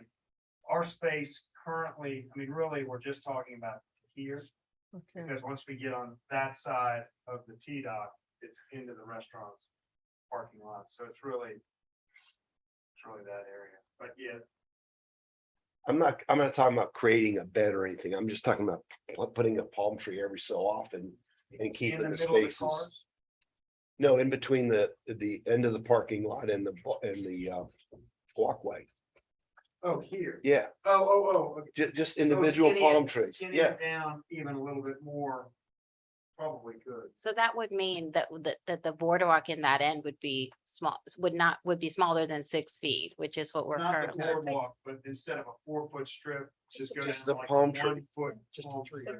But wouldn't that then impact we would have to push those vehicles back and lose? Yeah, Yeah, I mean, I think the idea is to make it so just the width of a palm tree. I think we need to let the landscape architects do this for us, not in a meeting. And I think that what we can look at is, do we actually need to have the restaurant have that driveway linked to the rest of the space? Just have them do a U-turn and come back, and lay know out that That's Yeah. near here, that. that they need. Yeah. Okay, yes, they've indicated that. okay. But I mean, just to look at the entire layout. One other option is to put the golf carts along the green space. There's shorter spaces for that. So you Make that. golf stretch cart, Golf cart. yeah. Yeah, we talked about that, Ms. Anderson, recently we made one side of 41st Avenue. The marina side, we've made that area golf car parking only. And we're not seeing that highly utilized. I don't know if it's just feels too far for people to park there and walk to the restaurant or walk to the marina. Okay, I mean, you've got 4 of them So on the, maybe- you've got 4 of them where the vehicles were parking before, so I'm just saying you could move those into the bulkhead area. Yeah, so I think from general guidance So I think standpoint, we it's- decided to put much more money in the dock Yeah. than we did anything else. And I think to Kevin's point, my suggestion would be leave the green space, let it end where it ends. If we can fit in palm trees down there, let somebody figure out how to fit that in. But I think we continue to put more money in the dock that has much more usability and let this be our green space as opposed to extending it. And parking's a premium. We'll do that. Yeah. The other thing I wanted to highlight is, we are in receipt of some temporary ADA parking surface. So that we can, identify, those 2 spots that are there, for ADA parking. We don't know when we'll be able to get this executed, particularly with the issues related to the bulkhead. But in the meantime, we still want to make those accommodations. So we just received today a proposal from a vendor to do the installation. So we'll go forward and get that in place as soon as possible so that we accommodate 2 handicap parking spaces in the sign. With respect to ADA, you've got a swing bench that you're gonna put in the middle of I think the boardwalk. I'm not sure that wheelchair want to pass behind a swing bench, going up and down there. Putting it in the middle of the boardwalk is gonna be, I mean, I don't even know if the wheelchair can be accommodated there, so it needs to be looked at. Well, It's yeah, not and a that's very good something that, idea. yeah, the engineers are looking at the proposal right now would be to submit for permits for a 16 feet wide pier. Okay. And that would be enough to accommodate a swing bench on one side of the pier and leave enough space on the side for 2 people holding a kayak each to be able to safely pass. So the plan for the public dock will be fully ADA compliant based on what you all, the direction that you all have provided and the funds that have been assigned. So that work has started, the design for the enhanced public dock. Okay. That's all I have, sir. Oh, no, No. I do not. I have one more thing. Oh, The 34A beach access, we're funding this by some funds from Greenbelt, from the Greenbelt program that's managed by Charleston County. We've issued the RFP last week. We're expecting proposals by mid-August. And hopefully we get proposals back. We're having a tough time with that. Everybody's so busy. But we expect an award to be issued by late August, and then we'll be able to issue a notice to proceed. And this includes the addition of 2 handicap parking spaces on Palm Boulevard adjacent to this path, very similar to how we have a 21st Avenue. excellent. So a lot of progress, a lot of moving parts, but Yeah, I'm really proud of it. Couple of new projects, which are great. Yes, sir. That's right. Would you just make a note, please? I've asked this before. The overhead lines in front of the Wild Dunes entrance are being held up by mule tape right now. It isn't going to last very long. They're going to fall, and then we're going to be out from there all the way down to 56th Avenue. Because the truck will catch them. It's happening. And we've got a paving project. Yeah, and the conduit has been buried. It's just now waiting for the contractors to come and Remove the pole. not remove the pole, but Line. put Oh, the lines actual through bury, the yeah, conduit. yeah.